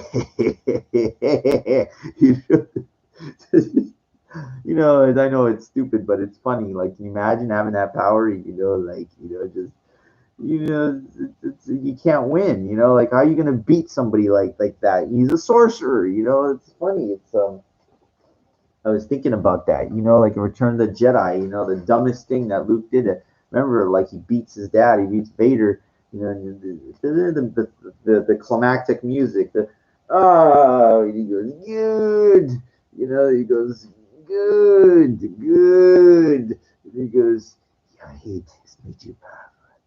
Now, what did he say? He goes, your hate has made you powerful. Now, fulfill your destiny and take your father's place at my side. And he goes, no. The music, he throws the lights at her. And he goes, no, I'll never join you. I am a Jedi, like my father before me.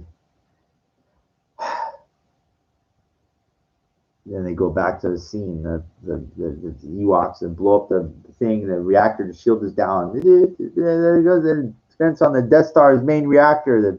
The traitor, in the conflict became a traitor. The fish face, the Admiral Akbar. Yeah, the Admiral Akbar did at the time. I'll talk about that in a second. But then he goes, yeah, like near Nub, like they're going. Lando Calrissian's piloting the Millennium Falcon. They're going in. Everything's going the rebels' way. Then they cut back to the Death Star, the scene, the Emperor's throne room, and then he goes. The Emperor goes, if you will not be turned, you will be destroyed. Boom! And then the looking Luke's on the ground, and he goes, sorry, I just keep forgetting the characters after he's on the ground. He goes, young fool, now only at the end do you understand. The music.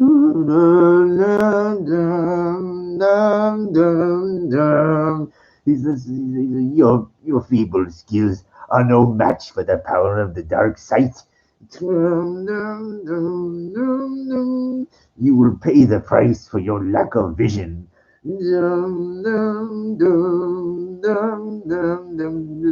Father, please. Then he stops and it's like Luke's like smoking. It's like Vader gets up, like you could hear like the wind in the voice, he's fucked up, hand. And then finally the Emperor goes, now, young Skywalker, you will die. He smiles, he's like happy. And Luke getting fucked up. And the Emperor is like going, and then like you see Vader, Vader, he's looking, he's looking at his son, and then he's looking back at Palpatine. He's looking this way and he's looking that way. He keeps looking, and it's like, Emperor's like angry. He's like giving it to him, and Luke's like almost gone. And then the thematic, the music, the John he picks him up. The Emperor's the electric thing is still going. He can't turn it off. Palpatine couldn't turn off the power, like the Vader's got him, and he's going, and then Vader takes him and throws him down the chute.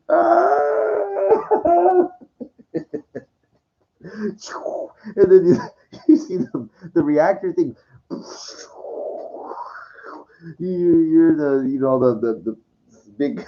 I don't know what it is. But like he's supposed to, be dead. Like it's. And the sad music, like Luke gets up, he's okay, his dad is like,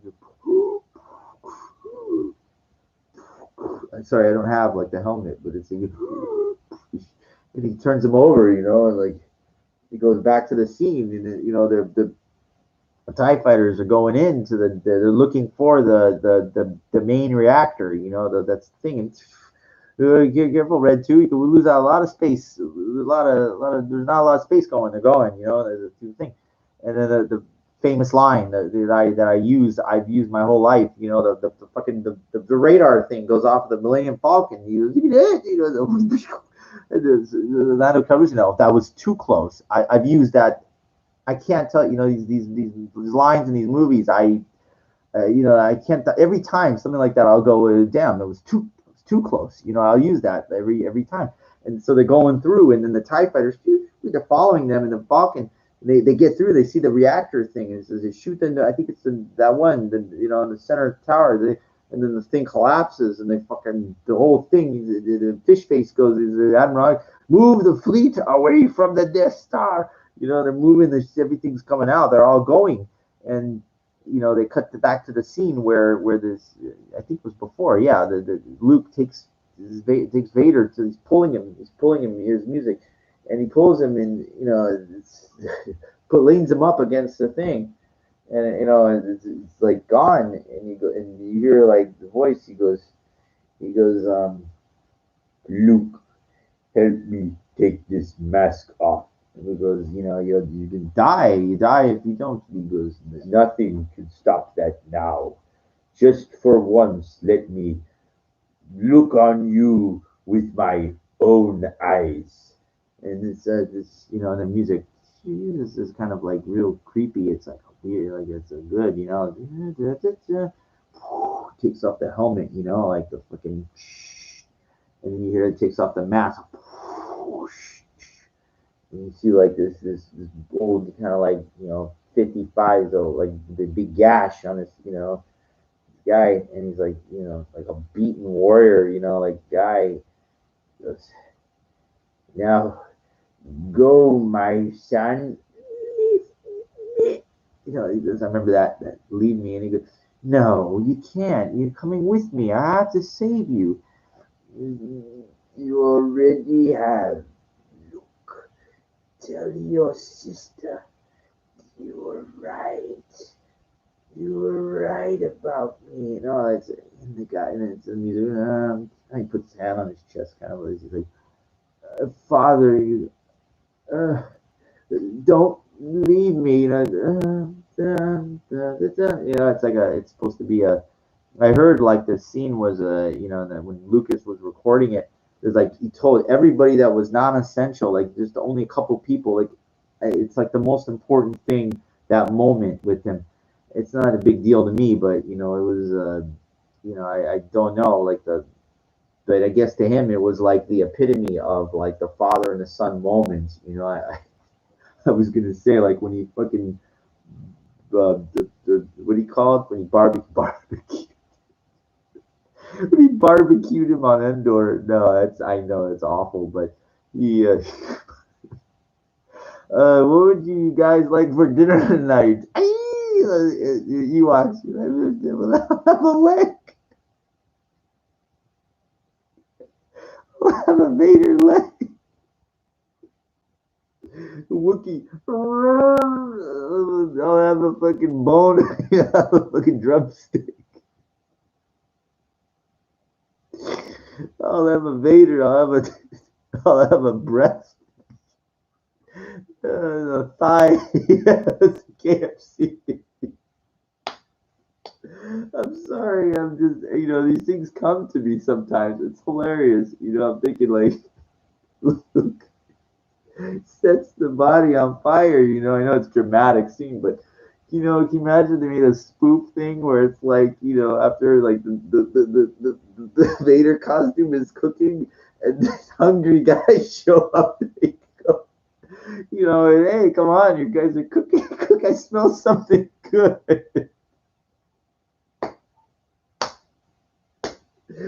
That's the way to go out, on the dark meat, the dark side or whatever. Oh God, I'm sorry. I'm happy I stayed on. I'm happy I stayed on, but he cremated him. Yeah, that's. But the thing, what I think about, the new movies. The new movies are not new anymore. They're over. But Force Awakens and Last Jedi, no, Last Skywalker. Rise of Skywalker. There was so much potential there. Now, the first one, I'll give it what it is. But I was saying to myself, okay, well, where are they going to go with this? Is like Finn? Is it like Lando's son, possibly? I was throwing this throughout so many ideas, and I said, okay, well, no, in the second movie, so it's supposed to be Ray is supposed to be Luke's daughter. My buddy Felix, it's too obvious. It's too obvious. I said, well, you don't understand. Obvious. It's already the end of the first movie, or we're going to the second. There's not a that's not the whole answer to the movies. Is who's her daddy, But what you do is you solve a problem, and then it leads. Like I felt the whole idea was Snoke was the whole thing. Like this guy is like he's got to go. But the problem was he went too early. They killed him in the second. He's Kylo Ren's mentor. This guy, and what you were supposed to have in like an Empire Strikes Back kind of thing, where these characters, yeah, the whole thing is going forward, and yeah, the still you would have like Kylo Ren juggling with his issues and whatever like that, but there's a million things they could have done to prolong it properly. Number one, the dumbest thing was those guards, those red guards that put up a fight afterwards. They were unnecessary. That was a waste of just. First off, the Snoke character is supposed to be around to the end of nine. That was supposed to be the finale, climactic conclusion, just like where Luke went against the Emperor, he got his ass kicked, and then the redemption. They could have done something similar. I'm just throwing something out there that had potential. Finally, like Ray, like because she beat Kylo Ren, she beat the shit out of him at the end of Force Awakens. So there's no challenge for her anymore. Like it should have been like no challenge. Now the thing was, I like the idea of the Emperor, the relationship, the Emperor would have been good, but to bring back Palpatine was completely irrelevant. He already went down the chute. He's gone. Like it's a dumb thing. They got desperate. They got worried. What happened? They started thinking. They said, "Oh shit! What did we do? We killed the Snoke thing. What are we go? How are we going to run this thing out? How are we going to conclude this?" They basically they said, well, let's not worry about it. Let's just get through the 8. Let's get through. And then we'll worry about 9 when we get there. We don't need to. There's no law that says we have to follow the mold, and that's the problem. Is that they should have stuck with like a formula of like, okay, just like New Hope was 7. I'm sorry, it was 4, and it's a complete story in of itself.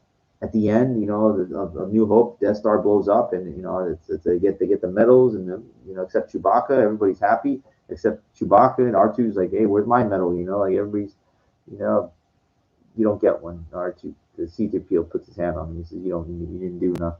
You did more later, but they shot R2. The Tie Fighter thing, Vader's ship. Yeah, the Vader's. But where was I going with this? Yeah, okay, it's a complete story in of itself. New Hope's complete. It doesn't need anything else. Force Awakens, complete in of itself. But you add, J.J. Abrams and his cliffhangers. He loves those cliffhangers, so he goes, you gotta, no, I gotta put that cliff. That's me. I gotta do my cliffhanger, and with Luke on the cliff. Get it? That's the cliffhanger. The lead in for that. It started, if you look at the thing, the first thing it says, Luke Skywalker has vanished, and then at the end he's there. So that was the point of, the and then so they didn't know. They said, "Oh shit, okay, so now like the Empire Strikes Back opens up the new thing because it's Empire Strikes Back." So they know the story, and I knew, I can get into it. It's like I know they knew where they were gonna go, but the whole thing, it sets a whole thing to lead into Return of the Jedi. It flows right in. The Last Jedi did not flow right in to the Rise of Skywalker. There is none. He made it. Ruin Johnson made it. It was a complete. It's like no. You killed off the major nemesis, and those guards. If you look at how long it was, the guards put up more of a fight than Snoke did. I mean, this is like the dumbest thing of all. Like that. That was, excuse me. That was the most ridiculous thing. Now, maybe they could have had something where I don't even think her meeting him was even a good idea. Like they could save it all for the end of 9.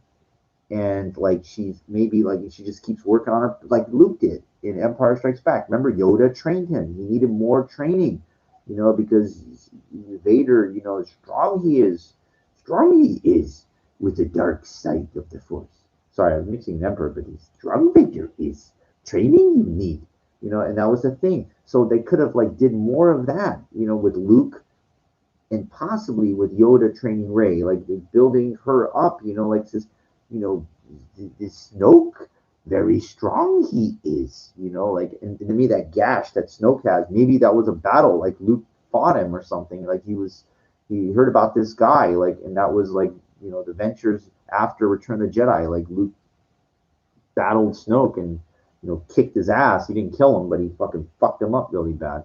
So we don't know. We don't know. None of it's explained because they fucking just went around all of it. They said we got to get rid of it. What are you doing? What are you doing? They didn't Disney. They didn't think this thing through. They thought it through, but they thought it through the wrong way. They just completely. The whole idea was to say, look, all right, well, but and then Kylo Ren dies, and then or she dies, and then he brings her back, and that nonsense at the end of like the Rise of Skywalker, and like they concluded with her like back in Luke's, they trying to wrap this up full circle, like they say, all right, well, I didn't know what they were. The whole thing, like once they put the Palpatine back, then there it's like then and then it's his granddaughter, like it's old already. Like there's no the timeline does not make any sense whatsoever. She would have been granddaughter. She would have been like already old by the time the Return of the Jedi. She wouldn't have been a girl. She would have been like maybe 50 years old by he's an old man already. He's old. He was already old in the beginning, in episode 1. He was already like he was not young, and that was like whatever. What the hell are they doing? What the hell are they weren't thinking. I mean, I knew immediately. Everybody, I sat there. I remember, I took a good attitude. Not good attitude. I went to see all these movies opening night, and the fight over there's this ship with Chewie on there, and remember they're both fighting. Kylo Ren's trying, and she's going, and then the lightning comes out of the force lightning comes out of her thing. The second I saw that, I said that's where they're going with this. It's they're answering it that way, and I said, hey, what the fuck are they doing? Like what dark Ray. Okay, she's supposed, Empress Palpatine. She's supposed to be the leader, the ruler of all. Like, they. I thought of that too. I thought of that well before. I said, hey, that's what they were going with this. Like, but they didn't do it properly. They just didn't. Stupid. I know I went way, way, way off topic, but I had to get that out of me because it was like bothering me. It's like it's like I kind of take these. It's like I don't take it. I talk about it like I take it seriously as Star Wars, but what I do take seriously is the creative aspect. Because it's like, you know, there's the truth. Like there's really good entertainment, and that will last a long, long. If you make something, remember what I said about food. Good food you might remember. Bad food you'll never forget it. You'll never remember. And what happened was the good food was episode 4, 5, and 6. Lucas made good food there. People remember it's good. It's talking about it years and years and years later. And then what happened was then the bad food came out. He waited too long. He didn't know. He made some stupid political episode 1, 2, and 3. Like it was stupid. Dookie. That showing how the Anakin's got the Darth Maul thing and the kid. No. It's an awful flow of, you can't. They say in life you can't go back. Just the prequels you can, but can't. And everybody knows that watches those movies how this garbage. It doesn't. It's they call it Star Wars, but it's not. And the 7, 8, 9, again, like they really Disney, like they paid him a fortune. They said, all right, we're gonna do this our way now, and we're gonna really try here. And I know they took their time with 7, Force Awakens. They really thought this thing through, and that's why with the whole thing with the Luke Skywalker's name, the marquee thing, and then at the end when he turns around, that music, the steps, that Jedi. I listen to that sometimes. It's a beautiful, beautiful John Williams. I love it.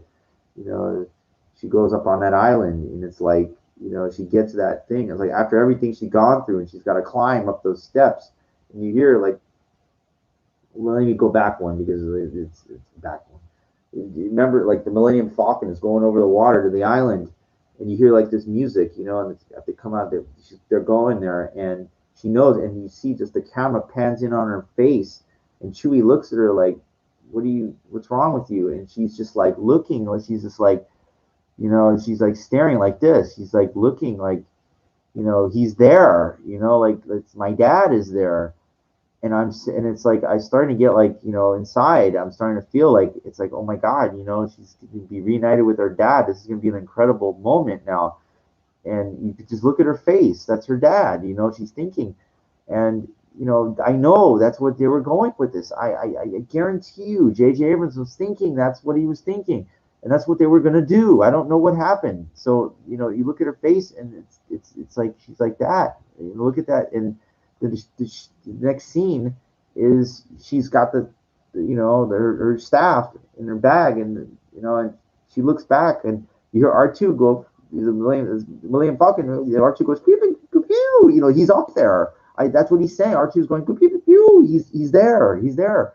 And she goes to walk on up the steps, and she's going up the steps. That music, and she gets that point, and then the turn, and the music, like it becomes like intense, and you see him, his back is turned, like he's turned around, and then it plays. He turns, dum dum, dum dum dum dum. Dun, dun, dun, dun, dun, dun, dun, dun, dun, dun. It's like I'm. This is the most intense thing I ever seen. I'm like I'm standing there and I'm going, oh my God.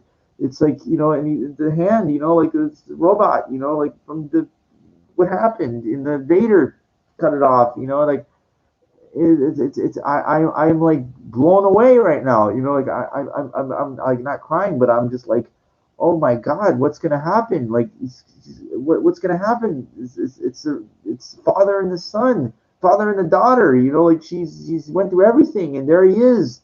You know, it's gonna be incredible. And she goes to her bag. You know, the music, the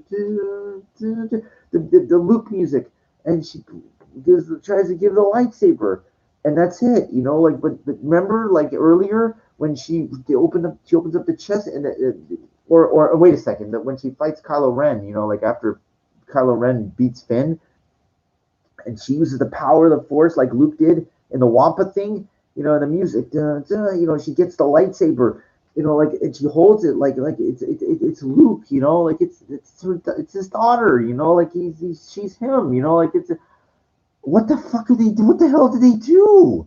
What the fuck did they do? You know, like it's all right there. It's everything is going. You know, like you got it all, and then the Last Jedi came out, and he goes, who are you? And I mean, he didn't know that's his daughter. Like, I thought they were gonna say, okay, well, it's Mara Jade. They're gonna bring her in. They got the whole thing going. It's simple. It's open up the story now. Open up the story. The last whatever the Last Jedi. It's her. She's the Last Jedi. It's the daughter, and you know they're gonna train her just like in Empire Strikes Back. It's simple, you know. And if you noticed that Ray did not lose any body, but she did not lose a hand or anything. You know, Disney kept it like they stuck with the family friendly mode. Everybody like the whole thing is like this like in episode 1, 2, or whatever, that when Dooku when do it, it tells him, he chops off the head of Dooku of his hands first, so that was the whole, and then Luke's hand, you know you know ah Luke, you do not realize your importance. He's backing up. Remember, he goes, you do not. Says you. What did he say? What did Vader say? That says, join me, and I will complete your training. With our combined strength, we will end this conflict and bring order to the. Sorry, I try to get it right. Like bring order to the galaxy. I'll never join you if you don't know the power of the dark side. Obi-Wan never told you what happened to your father. He told me enough. He told me you killed him. No, I am your father. The most famous thing, just the music. Bum, bum, bum, bum, bum, bum, bum, bum, bum. The slow. No, it can't be. It's not true. Search your feelings. You know it be true. No, bum, bum, bum, bum, bum, bum, bum, bum, bum. And everybody's like just, I was waiting for that in The Last Jedi. I was waiting for I didn't get it. I didn't get it. I was so angry. I left the theater with Chris. After it was over, I stayed for the whole movie. I thought they're gonna open it up like that. They're gonna open up that not they're so creative. They're gonna do something. And what they do? They killed Snoke. They did the dumbest thing. He used a good line. I really liked what the Snoke goes. He's so confident and cocky. He was just you Skywalker thought the lightsaber comes around and hits her in the back of the head. And just like, girl, come look. Those transports, they're going to be all gone. As for you, and she's like, and she tries to come at him, like, remember, and he just like goes like this, because still that spunk, that fire, you're, he goes, then you have the heart of a true Jedi. I love that. It was like intense. It was good. He goes, and for that, you must be killed, destroyed. I love that. Like he said, really like the true, like I like the dialogue intense. So I'm saying, okay, well, but it's can't be over now. He's Snoke. He's very powerful. It's not stupid. He's not an idiot. And what happens, the dumbest thing of all, that lightsaber is like right next to his thing, like, and he goes, Kylo Ren, Prince of Darkness, heir apparent to the Vader throne. He goes, you do what must, fulfill your destiny and do what is right. And he goes, I know what I have to do. And I'm sitting there and I go, well, this is what's going to happen now. This is what are you doing? Like, he's not going to be redeemed now. He killed his dad, the first one, and his mom, stuff, and blew it up. He's having second thoughts, but he's a girl. He ain't gonna he's gonna kill her. Then it's over. It's stupid. This is the dumbest. What's gonna happen? Yeah, it doesn't make sense. And you see the lightsaber structure, and you go, they're killing him.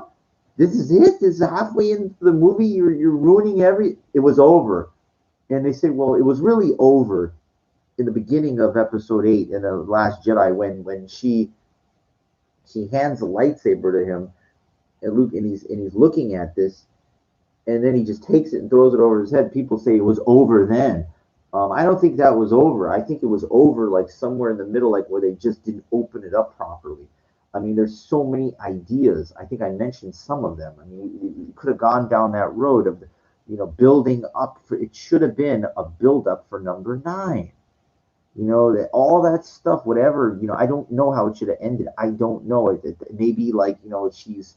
I'm thinking maybe in 9, like she gets that like one-on-one chance. Like maybe she beats Kylo Ren like Luke beat Vader, and like Snoke is just sitting there like watching all this. Like he says, I don't care like who kills who, because I'm gonna, whoever is left. Like he's the Emperor. Like same thing. So I thought what would happen is you would have a final showdown in number 9 where it would be like Kylo Ren, like, and he would just she would demolish him at the end, and then like the whole thing is like she thinks like, because I can beat him, I got to take down the Emperor, I got to take down Snoke, and it's like no fucking way, like it's a similar thing where like she would just like it's like either like it's almost over, and then maybe like the ghosts of like of